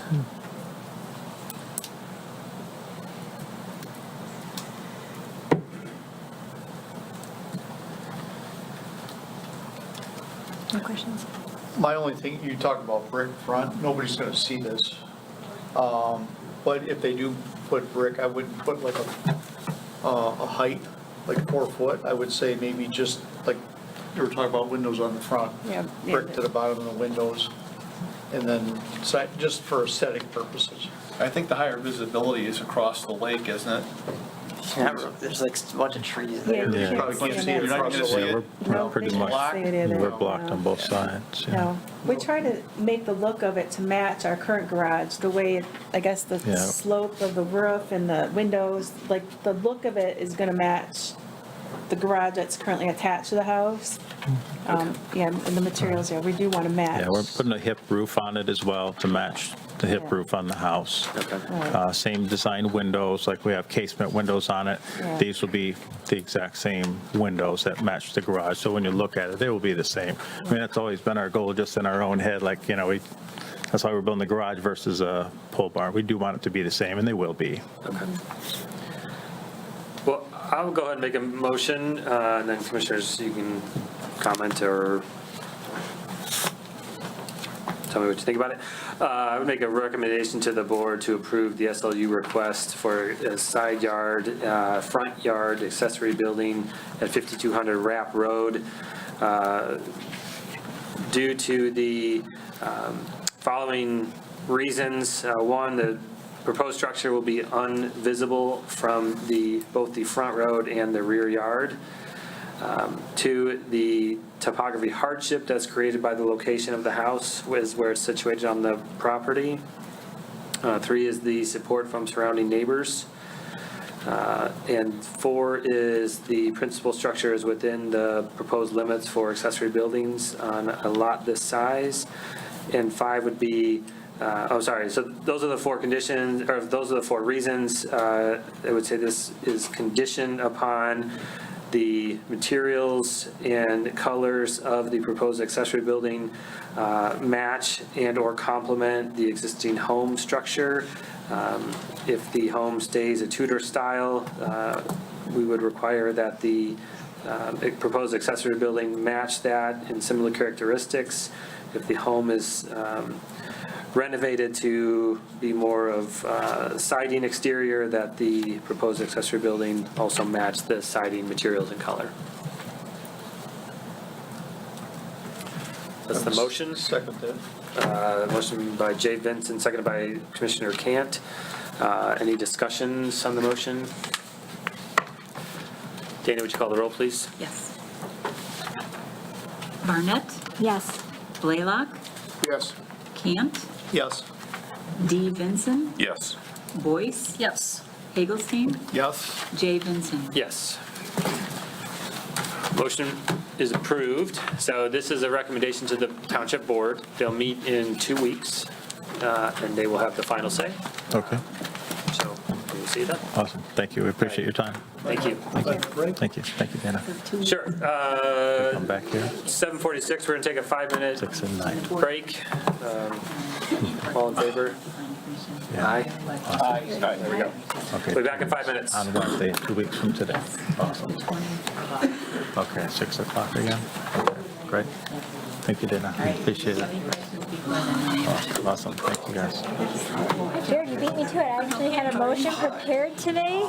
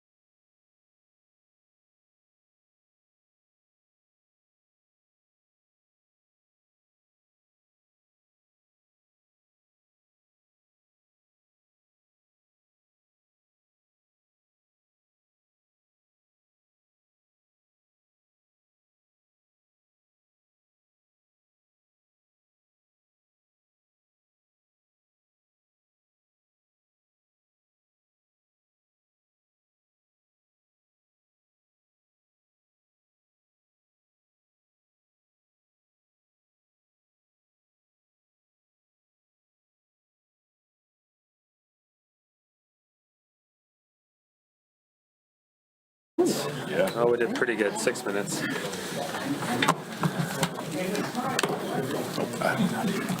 Okay, Planning Commission is back in session. It's 7:52 PM.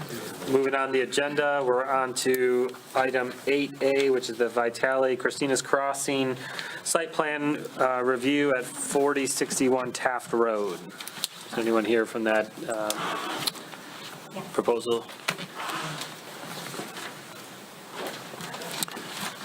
Hi, I'm Christina Marcial with Vitale Companies, and Tom Vitale. Hi, I'm Tom Vitale, Vitale Companies. Okay. Nice to meet you guys. Nice to meet you. Similar to what we've done in others, could you kind of give us an overview of what your proposed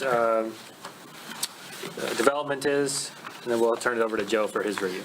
Yes, so we recently purchased the properties that were previously 2 parcels, and we wanted to redivide the existing 2 parcels to be more in line with the sizes that are allowed by the zoning ordinance, as well as the other building sites that are adjacent to it and nearby. So the drawings that we submitted show a general plan for the development. It's 4 lots. The proposal does meet all of the zoning requirements and rules. We have already gone to the county and done the additional perk test to verify that the septic fields will work with the 4 sites versus 2. And we also have someone lined up to revise the master deed, and Urban Land Consultants is our engineer working on the plans with us as well. Okay. Thank you for that. We're going to turn it over to Joe. Before we do, any questions for the applicant before we turn it over to Joe? I do. Yep, go ahead. I'm looking at the application that you submitted. Mm-hmm. Oh, thanks. And it shows 2 parcel 001 and parcel 002. Correct. And they're like roughly 5 acres and roughly 5 acres. Yes. Okay. And those are, so they're already apart, correct? Yes. Okay. And then does your company own both of the existing parcels? We own the one that was existing Unit 1, and someone else has purchased the existing Unit number 2 who wishes to do the same. We are the successor developer for the project, so we're assisting with his as well as ours doing the parcels together because we both want to do the same thing, which is split them into 4 rather than 2. Okay, but we don't have anything signed by the person who owns the other property. At the time of the application, he hadn't completed his sale yet, but we can definitely provide that. That's not a problem. Okay, thank you. Mm-hmm. Okay, the paperwork that was submitted said that Statewide still owns this property. Is that correct? At the time that we submitted it, yes, but we closed the following week after submission, and we are now the registered owner with your tax records. So Statewide's out of it altogether? Correct. Thank you. Okay. All right, any other questions for the applicants before we go over to Joe? All right, thank you. We may have more questions for you, but for now, Joe, could you give us your overview, please? Yes, so we're looking at a site condominium review here. This is preliminary as discussed when we first looked at this, when it was being split in 2. Any site condominium review proceeds in 2 stages at the Planning Commission level. There's a preliminary and a final review. Microphone off, we can't hear you. Yeah, we're having a hard time hearing back here. You hearing me? No. Hello? Test, no. Test. You hear us? Okay. Oh, there we go. Okay. Thank you. Yeah, so it proceeds in a 2-step process, preliminary and final approval. In between preliminary and final, they get their engineering review done, and then they come back to us with a engineering approval. So that's the process here. This is a condominium, a site condominium. It's like a site plan in that really looking for ordinance compliance in terms of whether or not we approve it. It's not really a discretionary approval. So what they're proposing is a 4-lot residential condo on 10.8 acres of land, previously approved for a 2-lot site condo on the same property. And as we were just discussing, those properties were actually recorded and divided. So there is that 2-lot. So this is technically an amendment to that site condo. So there's going to be an amendment to the master deed before final approval that reflects the 4 lots rather than the 2, on a couple other technicality things that have to be sorted out before final approval could ever be granted. The district requires a minimum lot size of 90,000 square feet and a minimum lot width of 150 square feet. These lots all do meet those standards. They're not proposing any streets. They are proposing drainage requirements that are typical for single-family lots that are developed individually. So all the lots are going to front on Taft Road.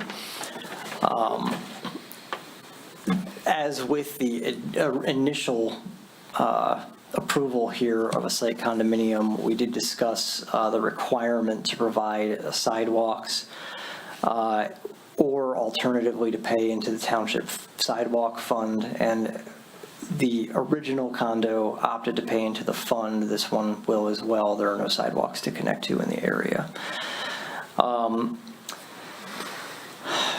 The street tree requirement does apply, even though these are larger lots and they're outside of what you would consider a typical subdivision with a new street. They will have to put at least 1 tree on each lot down by the street.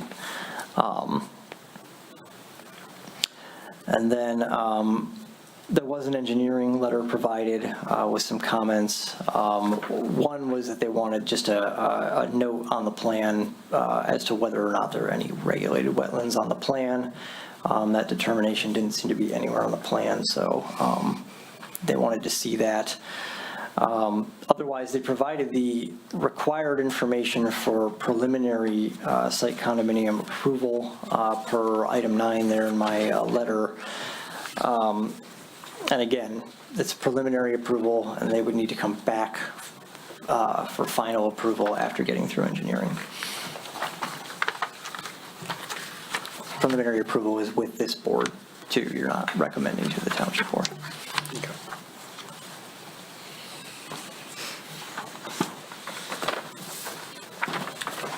All right, commissioners, any questions for Joe?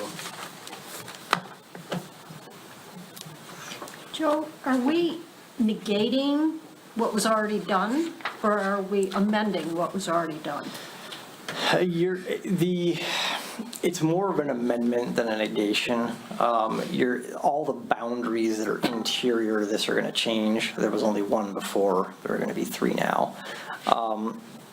But because there's already a condo in place here, you're really amending that existing condominium. So they'll be changing the bylaws accordingly and changing the interior lines.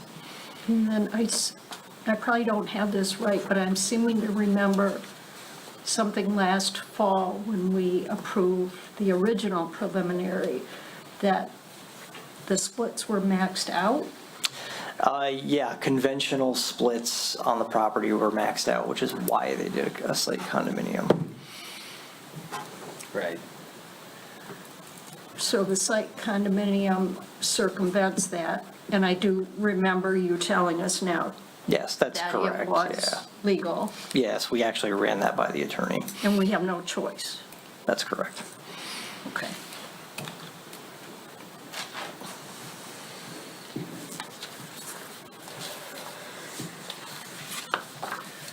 Joe, I think my primary question, the other stuff is clear, but because this involves 2 different parcels and I don't believe, from what I heard, is the owner of the second parcel was not on the application.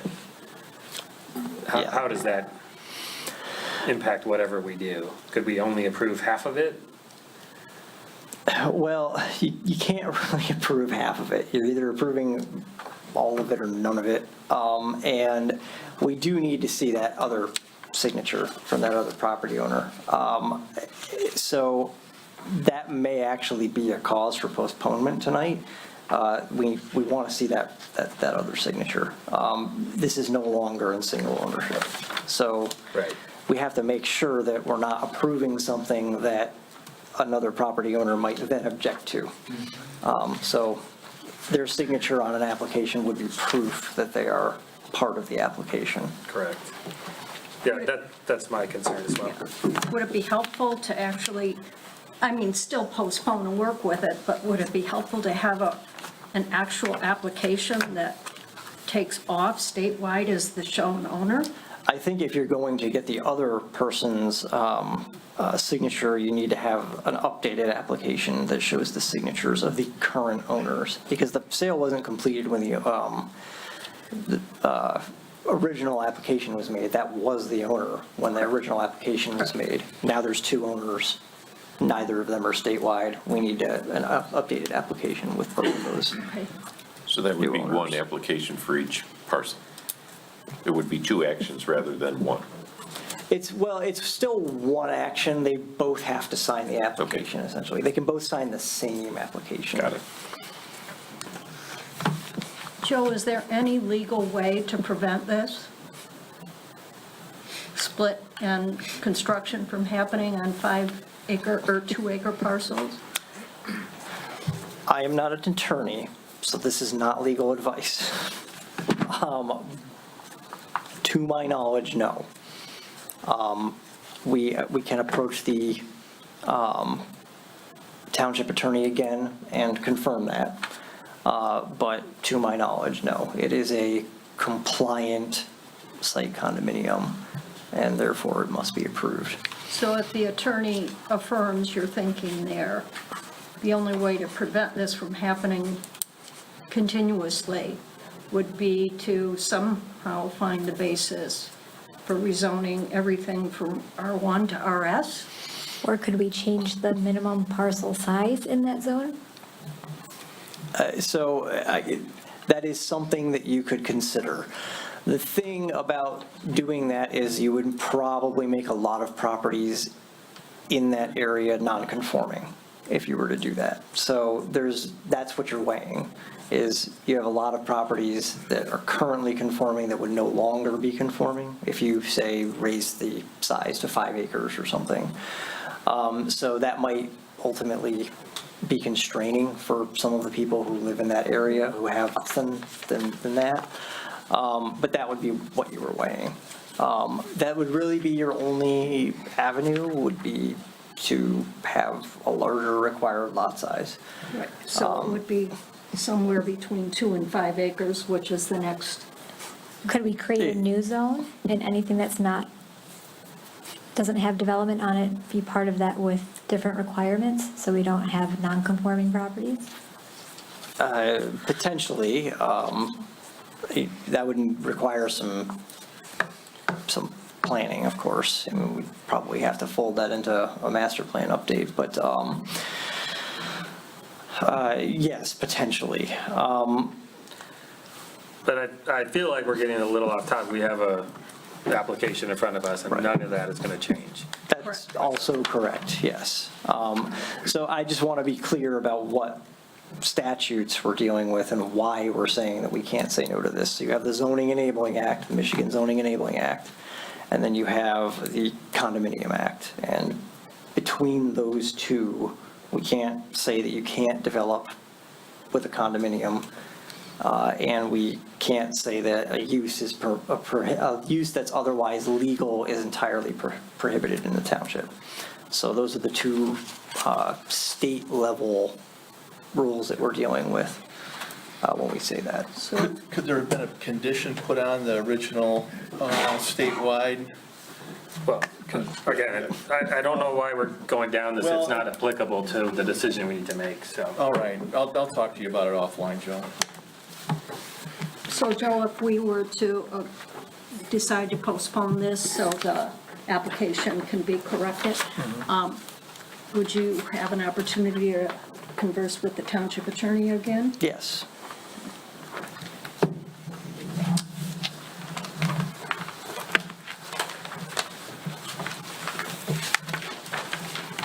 May I add one more piece of information? Sure. That might be helpful.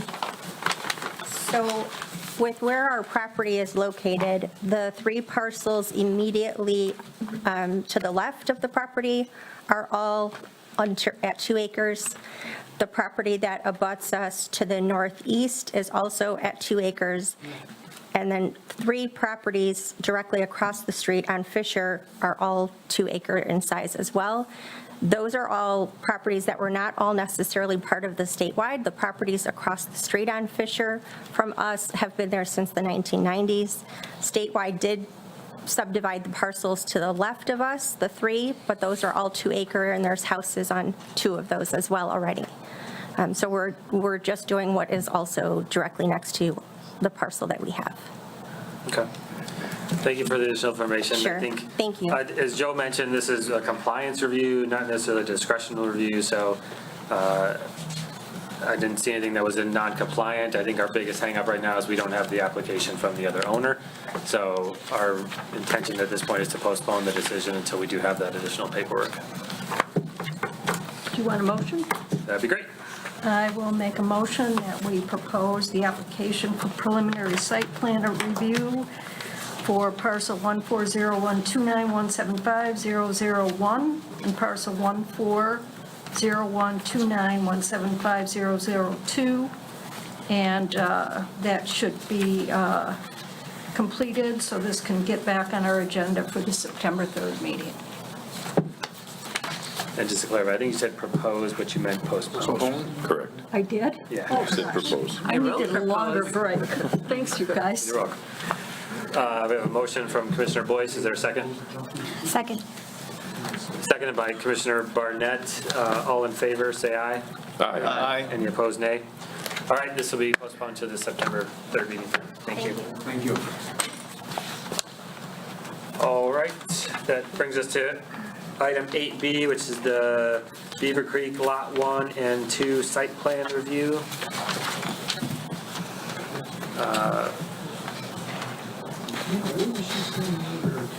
Bugley or Boogly, am I gonna say that right? G is silent. Booley. Yeah, Booley. There we go. There you go. It's Italian. Good guess. As it's spelled, so. Yeah. All right, good evening. If you could kind of walk us through your, just overview of your project. We'll have a chance to answer any questions or ask you any questions, and we'll turn it over to Joe for his review. Hi, I'm Carlo Bulli. So what we're looking to develop is like a multi-tenant building. I believe the size was it's 100 wide by, or no, 100 deep by 240. With a little unique, it's going to have rear yard storage in the back. Try to attract contractors. Doesn't seem to be much of that space out there, so try to do something a little different. Yeah, that's pretty much it in a nutshell. And this covers both parcels, or both lot 1 and 2. Are they being combined in a way to kind of develop across both of them? Yes. Okay. While you're up here, Joe, is it all right if we just have them give an overview of the other one as well? Or do you want to handle them separately? I think let's just keep them separate. All right, Yeah. let's keep them separate. Any questions for the applicants before we have Joe give us an overview?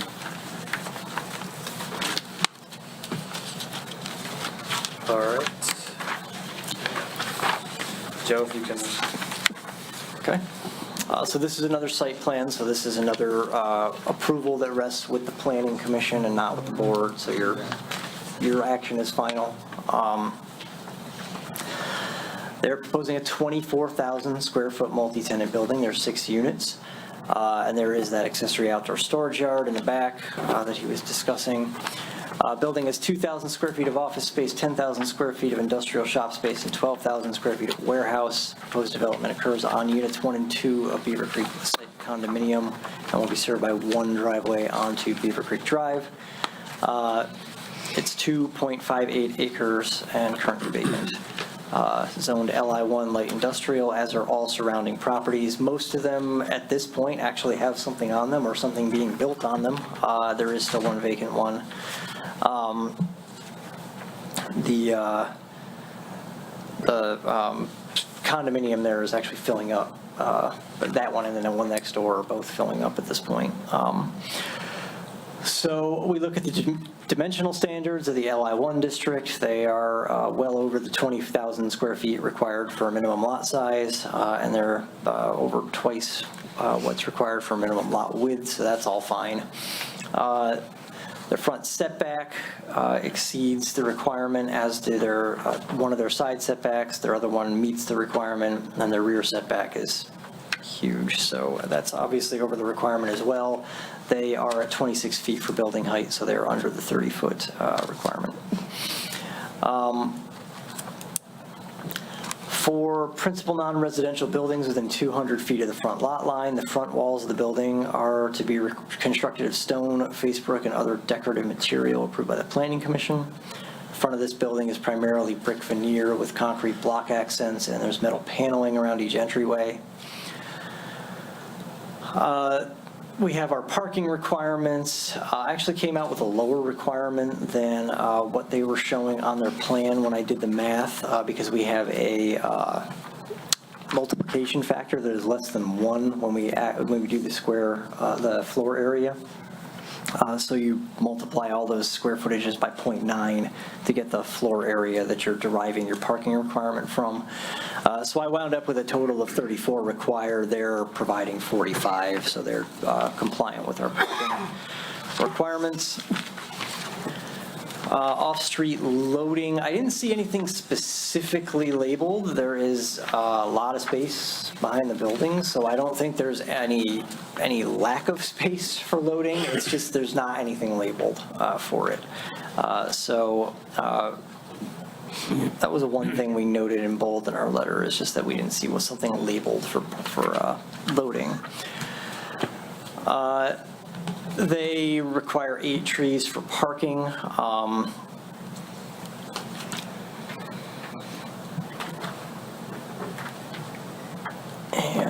Let's see. So they've got that storage area in the back. Are those on the plan, Joe, those 8 trees?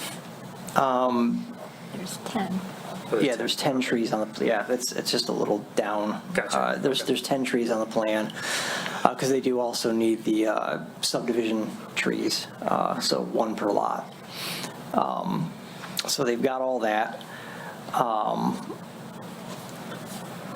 There are no adjacent residential uses requiring a screening green belt or wall.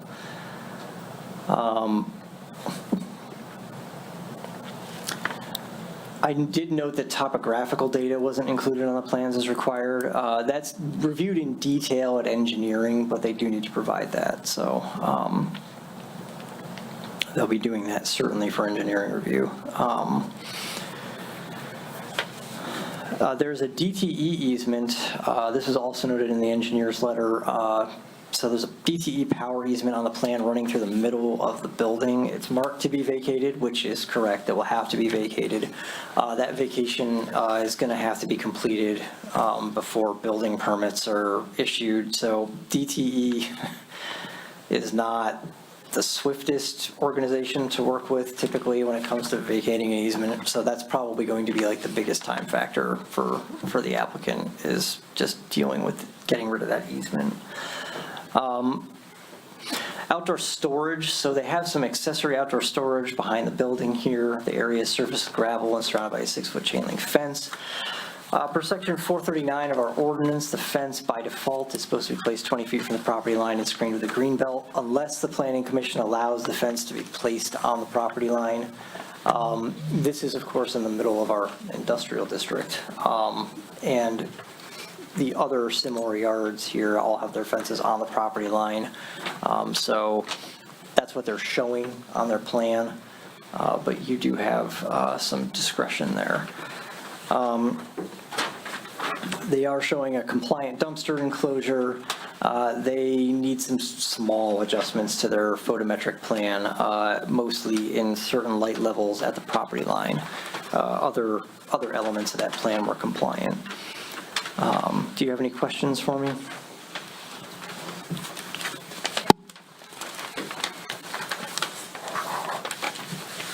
Any questions for Joe?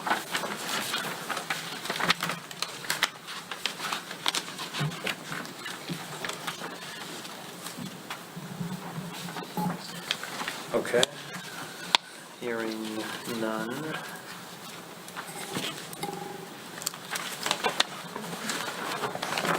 I do have one question. Okay. On the engineer's report, he keeps referring throughout to units 1 and 2. Is that the same as lots 1 and 2? Yeah. Okay. Yeah, unit is probably the more correct term, actually, because I believe on the original condominium, they were referred to as units. Okay, because the common description listed here in the application says lots 1 and 2. Right. As do I. Yeah, unit and lot are kind of being used interchangeably here. That's it, thank you. If this building spans both lots, will it have to be combined into one lot? Yes. Okay.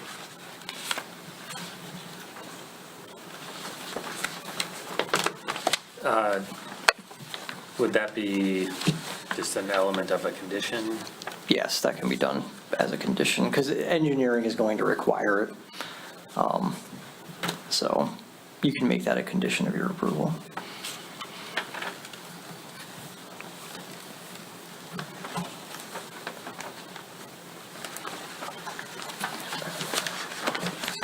All right, commissioners, any other questions or comments? I have a question, I'm not a commissioner, but as far as outside storage, if it's not, something that's, has anything to do with the business there, can you talk to that about our ordinance rules regarding outside storage? So outdoor storage is supposed to be accessory to a use on the lot. So you're not really just like having storage as a principal use. So this storage area is going to be used by these tenants to be compliant with our ordinance. They'll have part of the building and part of the storage yard. Or, I don't know, maybe one tenant would take the whole storage yard, or maybe they would chop it up so that each tenant gets a little bit of it. I mean, that's probably going to come down to their lease agreements ultimately. But it is supposed to be accessory to one of the uses interior to the building. So this couldn't be like that storage lot can't be a separate business, we're going to store trailers back there, we're going to charge you by the month? It's not its own lease unit, Okay. yeah. Can you guys speak, God. That's all right. Can you speak to the plans for the storage? I mean, is it going to be split up 6 ways, or do you have a plan for how that would be leveraged? It's pretty similar to kind of how we described it. I mean, I think ideally in a perfect world, 6 equal spaces, 6 equal tenants, that's the ultimate goal. But, if one tenant wants, kind of see how that goes. But that's the intent, is to attract landscapers that, and contractors that need, a nice little shop, office with some yard space in the back. And if it can all get divided out equally, then that's the intent. Okay. But we wouldn't have a problem if, one guy wanted a little bit less and one guy wanted a little bit more, and that sort of thing. You may ultimately just find yourself in a position where you have one lessee who doesn't want any storage yard and one who wants 2 of them, and you just kind of work that out as part of your lease agreement.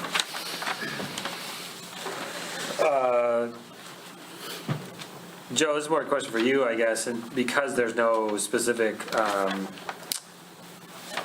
tenants as a part of what this parcel is going to be used for, how does the use get ensured to be conforming with what is allowed in our industrial district? Sure, that's a really good question, because yes, this is a building that's being built on spec, like a lot of our industrial buildings get built on spec. And that's really a matter of when they go for a certificate of occupancy on a unit, you know, that's like answer that. kind of one of our main points of contact. Yeah, when they have an applicant for that space, much like another one that we already have in the industrial corridor, they submit that information to me, and I make sure that it's a conforming use, that it's an allowed use in the Allied District. She may also call me. I may also call Joe, like I often do. Is a landscaper or a contractor, I mean, that's all. Well, I thought when we looked at that's why I was asking, is I thought the landscape yard wasn't technically included, although we had approved a couple. So that's why I think we just need to make sure that whatever gets in there does conform. Because I think before we went through, and maybe we changed that when we revamped the standards, but I recall having a conversation with Mike Tremblay that in reality, those landscape ones that were approved were technically not conforming uses. Were those landscape yards, though, that had outdoor storage for, like, materials? I think they did, but I think that whole segment wasn't really considered to be part of that district. Okay. It might have been as a SLU, I can't remember now, it's been a while. But It'd be similar to like the Vision or Visionary landscape that's on that same street. yeah, that's what I'm saying, I don't It's know that, not like a retail, I mean, you know, Yeah. the retail maybe wants to come there, but it's not, you know, more for like actual contractors. They come with their trucks, trailers, machines, equipment, things like that. yeah, I understand, and I think that's where we had some questions after the last one was approved, is that actually allowed in the ordinance? We had that after that was approved, that we kind of had a trouble finding where it was allowed in the ordinance. Where do we find out if that's allowed? Well, that's what we need Dana and or Joe to validate. And our ordinance is posted online of what is allowed. I don't have it memorized, so I don't remember exactly what was in it, but I don't think it was previously in there. Joe? Yeah, I'll go into the most recent version, hang on. You're speaking of what's permitted in LI1. Well, I don't remember what it was, if it was I-1 or manufacturing, because I know this would have all been before we revamped Right. some of those things. So maybe we addressed this, That's what I but can't remember. I know Yeah. prior to any of those changes, landscape yards were not technically in that, and I know he had approved a couple, and Mike Tremblay and I had a conversation that, Just the target tenant that was- Yes, they are permitted in the light industrial district. They are. It's true, they were not once, back when it was still called M1, they were not permitted there. They're actually listed as special land uses, but they are permitted there. okay. So if they were to find a tenant that was wanting to use it for that landscaping storage purpose, they would have to come in and ask for an SLU? Accessory outdoor storage customarily incidental to permitted uses is fine. So it's not going to be primarily a contractor yard. I think that's really what was targeted by the special land use designation, was something that where there's like a little building and the rest of the lot is a yard. So these are accessory storage yards, so they're not going to have to go through the special land use process for that. Okay. So it looks like we're generally covered. I have one question.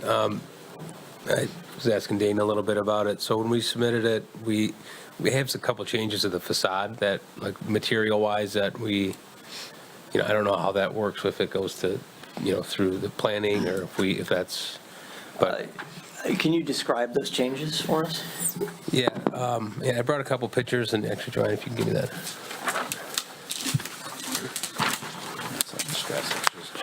It's mainly just the entrance and, well, all around a little bit. The architect doesn't, he didn't really see the vision right away, but, let me see. This is,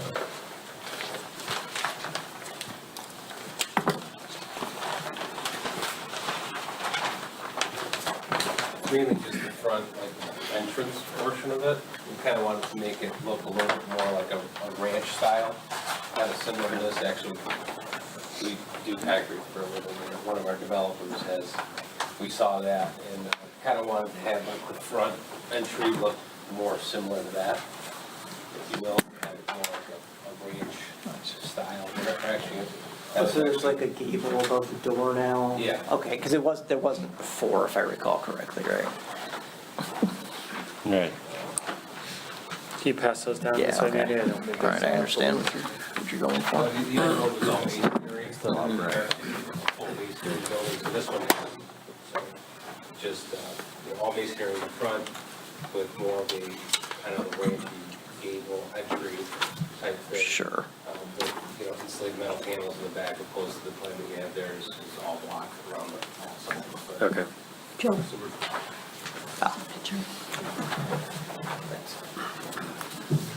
Oh, okay, I understand what you're saying. So you're looking at, this is no longer masonry Yeah, here? so that, just that front entry, basically, with regard to that photo there, is the intent for the entrance. Gotcha, okay, so you got masonry behind your gable and then paneling between the entryways, okay. So this kind of shows a little bit of a combination of both, this is like actual, and, architects still didn't get it like kind of exactly how I wanted, because they kind of really want this ranchy Sure. facade entry there, and, so this is more the goal with regard to that, and then everything else will be essentially what you see here, all will be compliant and whatnot. Gotcha, okay. Kind of want to have that little ranchy kind of feel for it, and that's the goal. So, I just don't know how that works, if that has to go through here, if that building. It is ultimately the planning commission making the determination that the appearance of the building is acceptable and meets the intent of the ordinance. So we have that appearance standard. And basically it says the front walls of the building shall be constructed of stone, face brick, or other decorative material approved by the planning commission. So it's your call as to what you're approving. Let's see. How would we word that in a motion? So if you're okay with what they just showed, what I would say in a motion is we find that the revised materials presented at the meeting meet the standards and intent of the ordinance for front facades, and that future submissions should reflect the materials that were shown at the meeting.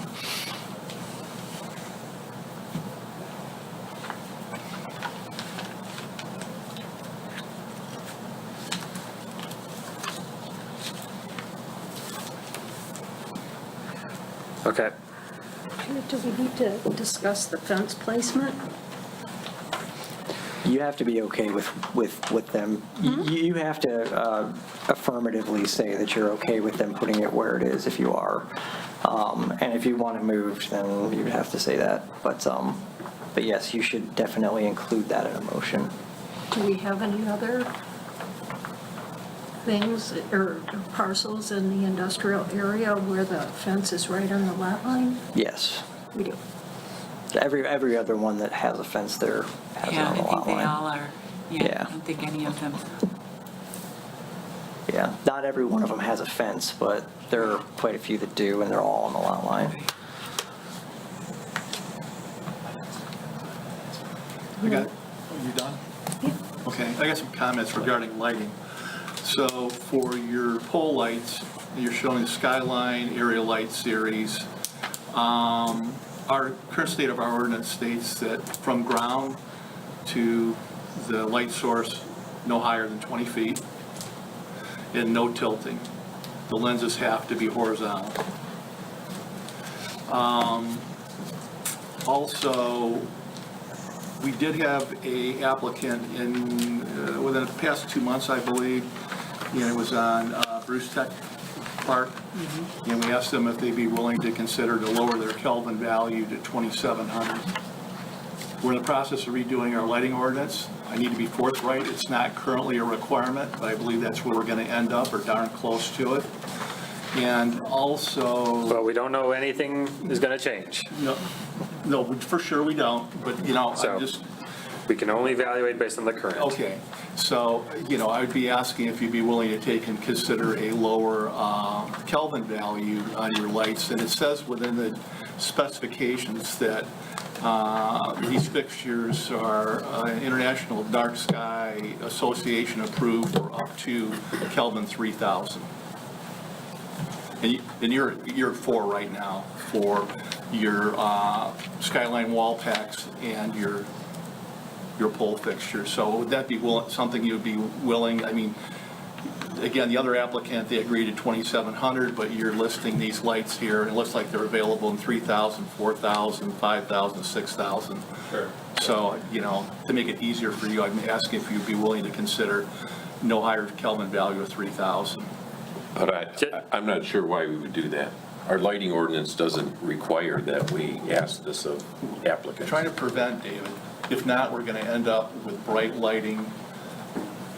So I think the 4,000 is a nice light for security, and I this is my personal. We're talking about your personal. Let's talk about my personal. Okay. I don't like low Kelvin value lights because I think they look orange, and I don't think they provide much light. So I think we should only ask them to stick with what our lighting requirement is, as opposed to what our personal preference is. Does that make sense? Well, I hear you, but I respectfully disagree. Okay, so the applicant, as long as you meet the photometric requirements on the plan, that's what you'll be evaluated on. So whether you agree to change your lighting or not is up to you, but you will be evaluated based on the compliance to the lighting ordinance. We'll take a look at it and talk to our photometric. I mean, we can get a little, Yeah, thank you. I appreciate your willingness to consider it. Do we need to, Joe, hear something with respect to what you pointed out about the trespass? Yes, there will need to be an adjustment to the lighting plan to get the values down at a couple of spots on the property line. So the motion would be also conditional on Yes. lighting meeting the existing ordinance? Correct, yes. All right, is anybody feeling a motion?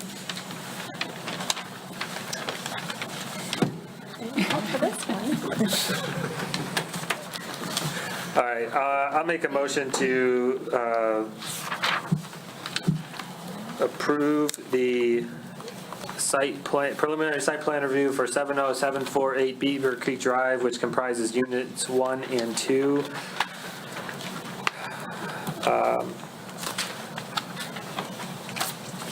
Subject to the following items. One's that the units 1 and 2 are combined. Subject to a compliant photometric plan being submitted. Subject to topographical data being provided as required in item 10 of the plan review. With this approval, affirming the placement of the fence along the property line as consistent with other site plan reviews located in the industrial district. And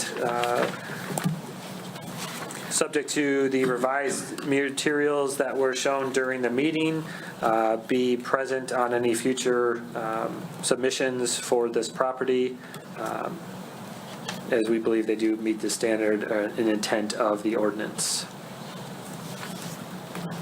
And lastly, subject to loading space being labeled on the plan.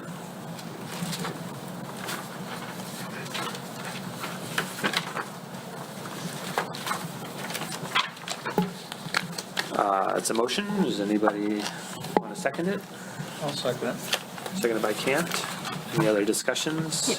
I have a question. Do you want to add anything about, addressing all the other issues by reference in the engineer's memo? Yeah, we can do that. So I would just say add a condition on that, Dana, which is subject to satisfactory resolution of the items identified in the engineer's review. I assume I don't need to label all of them.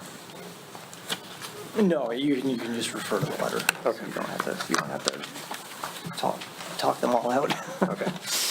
Thank you, Anne Marie. That's a good call out. So motion by Jay Vincent, seconded by Commissioner Cant. Dana, would you call, if any other discussion? Dana, would you call the roll, please? Blaylock, Yes. Cant, Yes. Barnett, Yes. D. Vincent, Yes. J. Vincent, Yes. Hagelstein, Yes. Boyce. Yes. Site plan is approved. So I'll set on that one. Next up is lot 5. Welcome back. So pretty similar project here. We're proposing, it's on one lot. It's essentially kind of opposite. It's 82 by 250, something like that. 82 by 252. So I think it's 5 units, 6 units, 5 or 6 units there. A little bit different, like tenant use, I guess, than the other one there. Just your typical, multi or light industrial tenant for this building here. So that's pretty much it. I mean, we actually kind of already have a tenant for most of the building here, it looks like, so we're pretty excited about that. It's a baseball training facility. We'll take up about 14,000. Yeah, so. 5 of the 6 units. Oh, wow. Or 4 or 5. Bats, they currently have a location in Troy, South Lyon. The youth baseball training facility. Yeah, national. Yeah. They're national franchise, so they pick Bruce, and we happen to know the guys, and good timing, and that's kind of why we're doing this type of building as well. So. Okay. So no outdoor storage on this one, I see. No. Yeah. All right, any questions for the applicants before Joe gives us review number 2? What are your hours going to be? I don't know. Well, it wouldn't be their hours, right? It's the tenants. Oh, that's true, yeah. I don't know. Just wondered if it was like a nighttime? No, it's during the day. No, probably evening too, I would imagine. Yeah, into the evening. Trying to pull up another location for you. I think it sounds great. I would say let's just make sure it's allowable use in the ordinance. I'm sure indoor batting cage is not specifically listed, but hopefully there's something that we can make sure is compliant there. Sure. I mean, their hours are 10 a.m. to 9 p.m. Monday through Friday. 10 a.m. to 6 p.m. Saturday, 12 to 6 on Sunday. I mean, each one's own individually. They're by a different individual. Oh, okay. Like a franchise. Can they fluctuate their hours from their franchise? I'm not sure, I can't answer that, but. Yeah. Okay. And we had kind of a similar situation with the facade too. Kind of cleaned up the architect's, first design with same thing. I mean, I could show you this as well. Is this going to have similar materials as the last one you showed us? Or- Yeah. Well, actually, this isn't the. Is that the same one? Where's that? Oh, right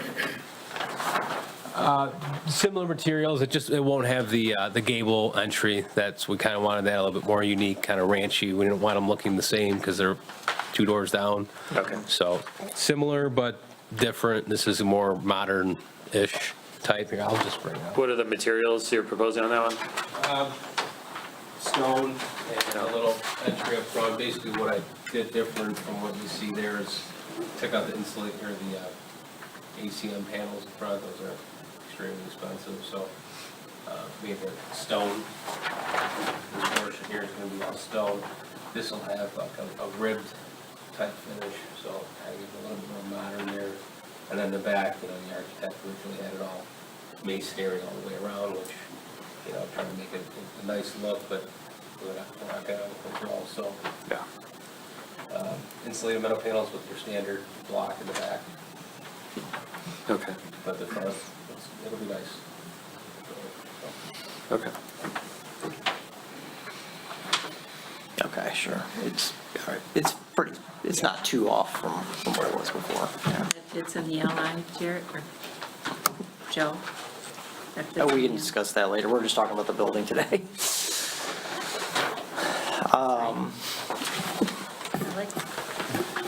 Do you want to see it? See the other one? I was looking. Over to you, Joe. Okay. So yes, this one is 20,664 square feet, also multi-tenant. 2,400 square feet of office, 6,240 of industrial shop space, and 12,024 square feet of warehouse. This is Unit 5 of Beaver Creek. Also served by one driveway onto Beaver Creek. This is 1.29 acres, currently vacant, has that LI1 zoning. Same note on topographical data here. Surrounding zoning, again, is entirely LI1. There's a little bit of vacancy, but also some under construction uses and some finished uses, all industrial.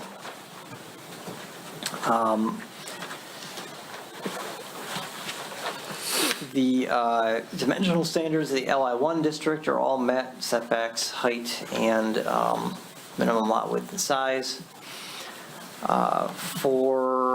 We just talked about the materials, so you know that there's an adjustment being made there. Looking at the required off-street parking, kind of the same thing as last time.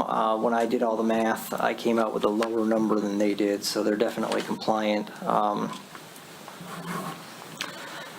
One thing I did notice is that there's a 2-foot measurement onto the property to the north, in front of the north bank of parking spaces, and I was just wondering what that was showing.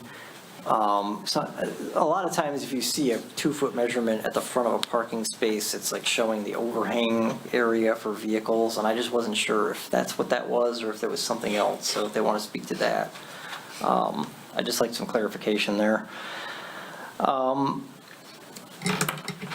Let's see, they, again, have loading space available, but not marked on the plan.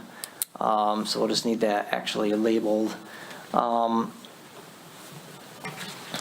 They are not showing trees on this plan, so we're going to need to see a landscape plan that shows the 7 trees that are required in total. They're not proposing any outdoor storage on this site. They do have a compliant dumpster enclosure. Their exterior lighting plan, they have a couple adjustments to make there. They've got some, actually just really one adjustment there. The uniformity ratio of the parking area is going to need to be adjusted.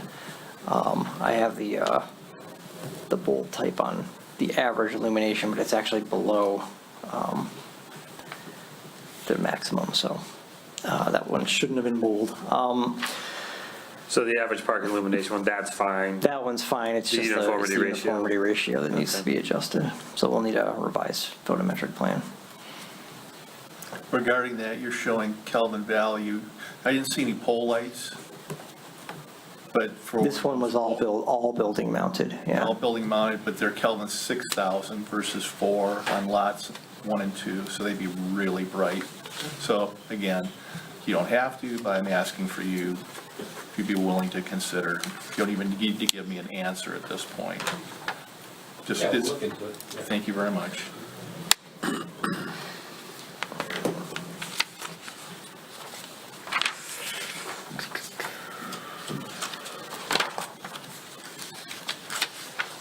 Okay. Any questions for Joe?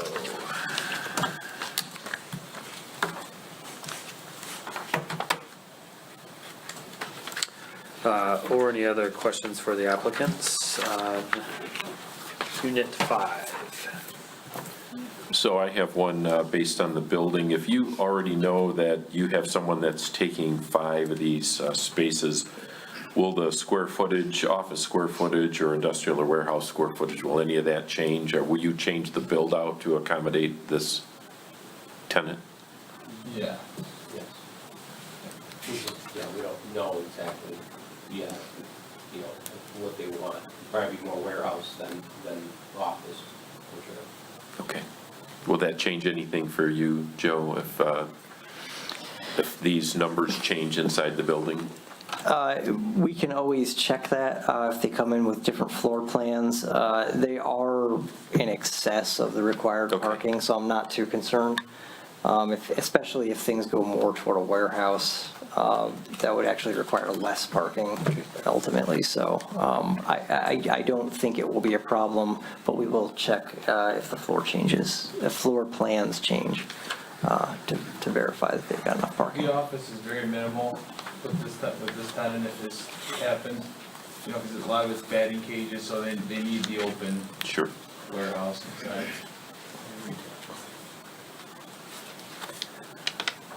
Joe, the only impact on that then is the parking calculations. Yeah, there's some other the main building thing. height, any of that stuff, is that affected at all, or? I mean, they're showing a 24-foot building, well so, within yeah, they would have to modify their site plan to change that. Do we want to get the clarification on that 2-foot? Yes, I would like to know what that is showing. Can you speak to that? I wish I could a little more. I don't see why it would show a 2 feet there. If I had to guess, I would probably say that it's probably a mistake by the engineer. But could be wrong. I don't see why to do that. Essentially, approaching neighbor's property for a reason. I mean, the parking spot, I think, is 20 foot deep, so it's more than enough to park the car in the spot.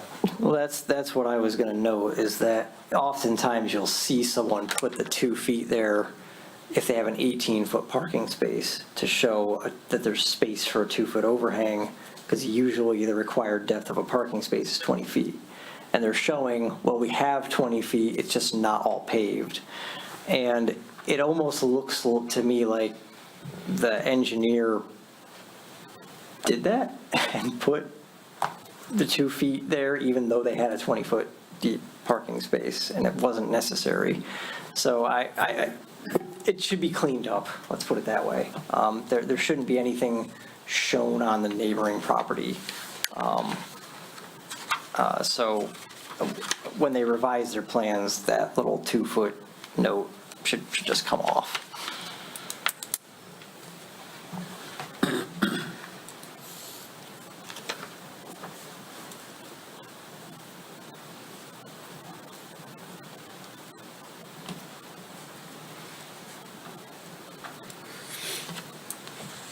Okay. Any other questions for Joe or the applicants?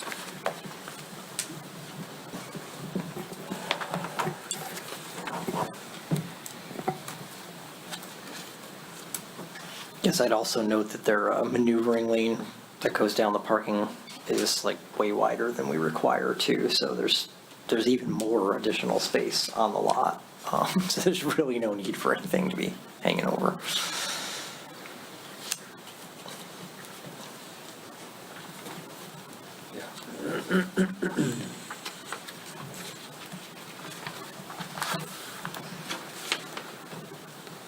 All right, then I'll make a motion to approve the preliminary site plan review for Beaver Creek Drive, Lot 5, or Unit 5. This one doesn't seem to have an address like the other one did. Subject to the following conditions and/or items, so that a topographical plan or topographical data is submitted as required. Acknowledging that the materials the applicant has shown during the planning meeting this evening match or and/or in compliance with the spirit of the ordinance around the front facade of the building, and any future submissions of the building should be reflected of those materials. Subject to revision of the plan to eliminate the 2-foot measurement currently shown on the plan in the adjacent property. Subject to parking lot trees, 6 in total being required, be added to the plan. Also subject to the landscape plan that is required and the 7 trees associated with that. And additionally, subject to a photometric plan that meets the current lighting ordinance. In addition, that any conditions or items identified in the engineer's plan review, which I have too many papers. So in addition, any items identified in the engineering plan review for Unit 5 also be addressed as part of the conditional approval. I think maybe, Jared, should we add, it was on Joe's memo, but not on the engineer's memo about labeling the loading space? Yes, I would add that one. I saw that on, oh, yeah, sorry, I missed that one. Yes, conditional upon identification of a loading space as well on the plan.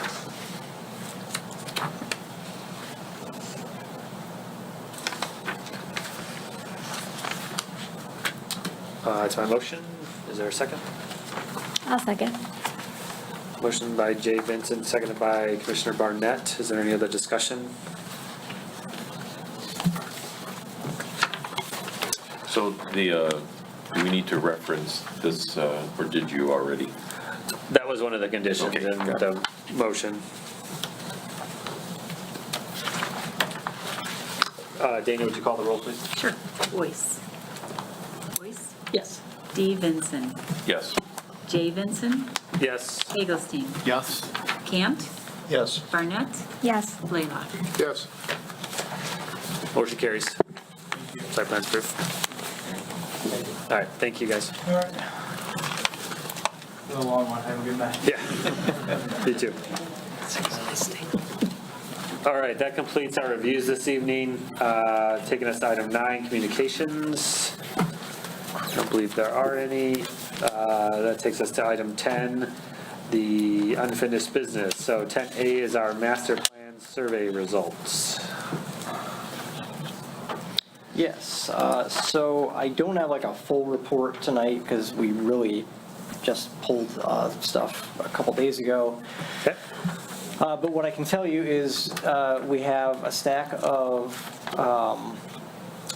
30-ish, 28. yeah, paper copies that we're going to need to get input.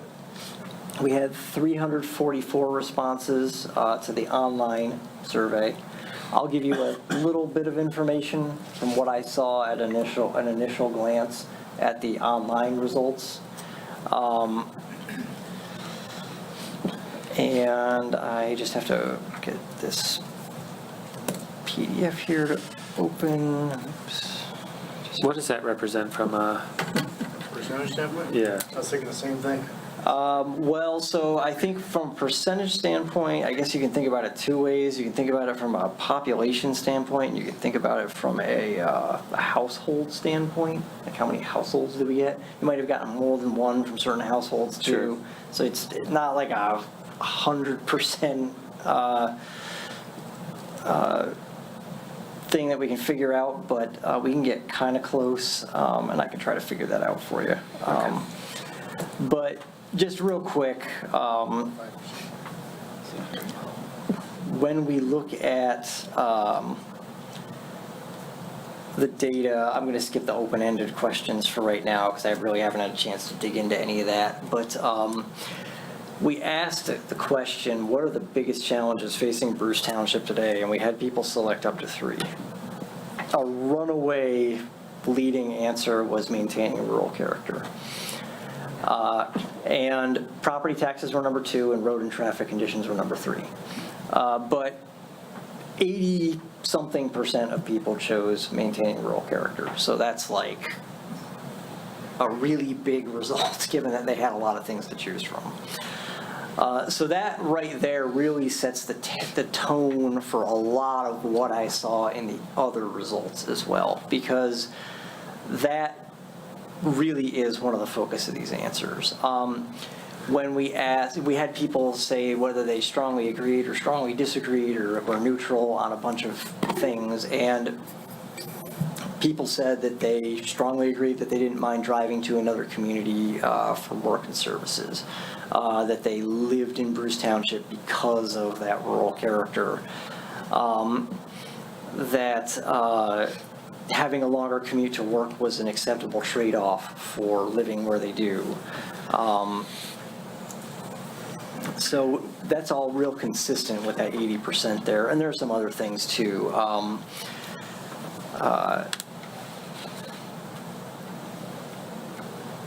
But I'll be giving you a full report on this for next meeting, so you'll get some more detail on that. But you know, people really hammered that rural theme in that one as well, including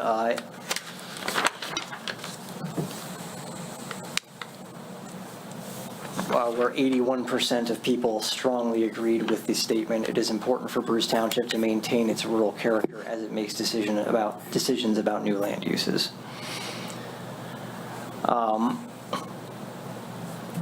We asked a question about if additional goods and services were to be located within Bruce Township, which of the following do you think would be most desirable to have nearby? And we gave people a menu to choose from. And restaurants and basic needs got the most people choosing them. We also asked the inverse of that question, which ones would you least like to see? Drive-through options and gas stations led that by a lot. Entertainment uses was also high, it was number 3. But people really were not into those auto-oriented drive-through and gas station uses. The disinterest in seeing those was a lot higher than the interest in seeing anything on the other question.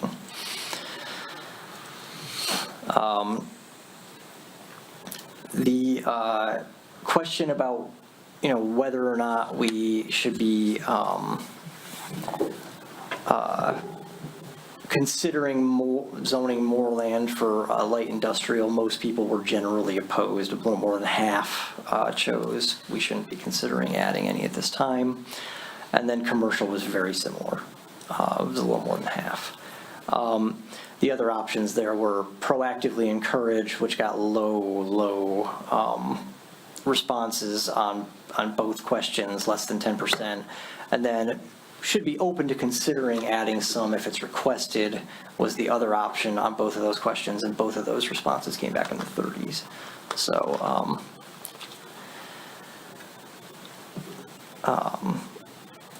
and again, the other questions, it's pretty consistent throughout the survey of what we heard from people. People are not eager to see more land designated for industrial and commercial uses. So if any is going to be designated, it's got to be done very, very carefully, is what I would say. traffic congestion and noise pollution were the two things that led the way when people told us what their concerns about industrial zoning were. And then most of the people who took the survey were township residents who did not live within Romeo. We had almost 10% were township residents who lived in Romeo, and then the rest were like business owners or people who worked here for the most part. So that's a quick summary of what I was able to kind of glean from going through this for a little while earlier this week. And again, I'll give you all the data and a summary report for next meeting. But that's what we've heard so far. So at the next meeting, all that big stack will be included? Yes, these results will be included. The small trickle of additional digital ones that we've received since I downloaded this data will also be included. A couple of other people have taken it since then. And we will probably be right around 400 survey takers by that point. Just a little less than 400, I think. I think we mailed out 6,000 and some. Does that sound right with the tax bills? Yeah, for some reason I thought it was 4,000 or 5,000. 4,000 or 5,000? I think, yeah, that would be about around the number of households you have is about 4,000. So 400 is, So I think that was higher, that represented people that just own land here and maybe don't live here. That was all the parcels of land. Yeah, you probably do have some of those. But it's 10%. It's not terrible, really, in this day and age.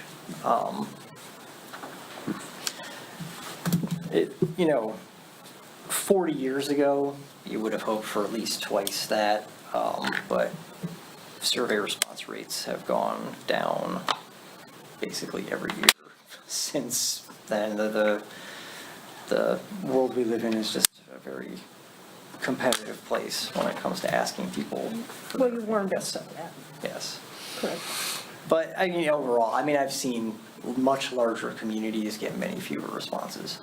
So you didn't do badly from that perspective. I think I know what I think about this, but I'm going to ask from a planner's perspective and from what you see elsewhere. Is there any value to keeping it open for another month? So I would say if the township had a plan to really push for more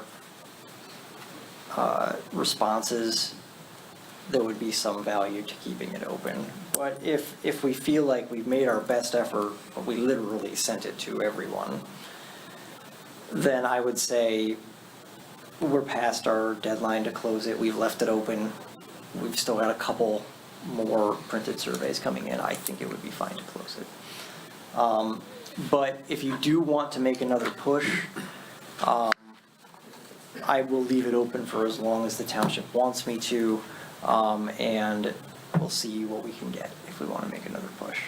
But I don't know what else we could do other than what we already did. like I said, you went to people as directly as you possibly could. You sent it to everybody's house. Right. And I would hate to spend more money for another direct mail and have it turned out to be not much help. Right. Yeah. Is there anything else that you can think of that wouldn't incur a cost? Facebook, maybe more blasts on Facebook? You could do one last little push. Like I said, we could leave it open over the weekend, and you could give people one more chance and do some online pushing, and we'll see what we get. And then we can just close it next week, and we'll move forward with the results we had. Because I had residents say that they tried after August 1st and that it wasn't working anymore. Do you know if it's still working? The survey, it's still open. We haven't Said closed. it had been past the date or something, they said. Oh, huh. Yeah, we didn't close it, so. 80% are saying that it would be the point of doing another survey is not going to have significant. Yeah, I don't know that you would necessarily get significantly different results from more people taking it. Dana, what more would you do on the township's Facebook page? I mean, it's right on the top right now. Yeah. If it's right on the top, I would say that you have made your effort at this point. You literally sent it to everybody. Yeah. And, you're never going to get everybody, and, like I said, you got about a 10% response rate, and that's I was a really little worried not bad about- by modern standards. I'm thrilled to hear that. Like I said, I was feeling kind of crummy about the number, but I think if anything, the only thing I can think of is that the URL code may have given a significant number of our population, just older folks that don't have, the knowledge of what to do with one of those. Well, and every place that the ULR code was listed, right underneath it, we had call if you need a paper copy. Again, I don't think there was a failure of communication there by Due diligence was any done. stretch of the imagination. I would just say let's move on and start tallying the results. I'm not opposed if we want to keep it open. I don't know what's going to drive any additional responses at this point. Yeah, well, I did tell a couple that came in today and took 2 papers that I would leave it for till tomorrow, so if we can have There just get you go. theirs back, and then I'll scan those and send those to you, and then I'm good with. Also, if you're receiving an overwhelming response in some areas, I think you've already got your answers. Well, yeah, it's not as though the results are ambiguous. So that's the thing. So if we were doubling, tripling our response, if they were close, a bigger selection may be more beneficial, but if they're overwhelming, I think we have our response. Sure. So will your evaluation of the data show if anyone was, or a group of people were trying to game the system? We can tell that, yeah. Okay. Yeah, we have ways of looking at that. We didn't see anything fishy in the IP addresses or anything like that. We had that happen once on a survey that we did, and it stood out, put it that way. Joe, from a kind of next step, so we'll plan in September to review the survey results data. What would come after that? Then we get into the meat of making decisions about what we want to do with the research we've done and the responses that we have. Okay. And can Yep. and after that is when the town halls would be? Yeah, we will definitely be having a town hall once you've developed some preliminary ideas. All right. Thank you, Joe. Any other questions for Joe on the master plan survey results? Okay, any updates on the agribusiness, agritourism topic? We'll wait to get those answers. All right, we'll wait to cover that in September. Joe, any update on 5G? No. That takes us to item 11, which is new business. There is none that I'm aware of. Item 12 is comments from committees and consultants. I don't believe we have any committees right now. Any other comments from Joe or Dana? No, I'll just note that the Michigan Planning Association Conference is coming up in October. I am doing a session at that conference. In Frankenmuth? It's, no, this one's in Kalamazoo. And it's actually on planned unit development, which you do not have in your ordinance. But I've dealt with it a lot in other communities, so I'll be doing a presentation on that. On at what? that planned unit development. PUDs, okay. Cool. Any comments from commissioners?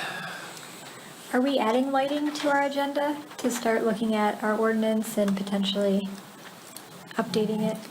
Because I thought we had talked about that. I've been doing some background work. We left it off this agenda because of the time that we knew that it was going to end. But yes, it should be on the next agenda. Okay.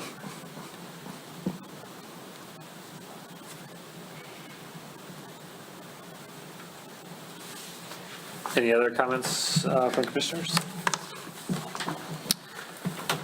All right, hearing none, that's going to wrap us up. Motion to adjourn at 9:12 PM. Second. Seconded by Commissioner Hegelstein. All in favor, say aye. Aye. Any opposed, nay? Meeting is adjourned.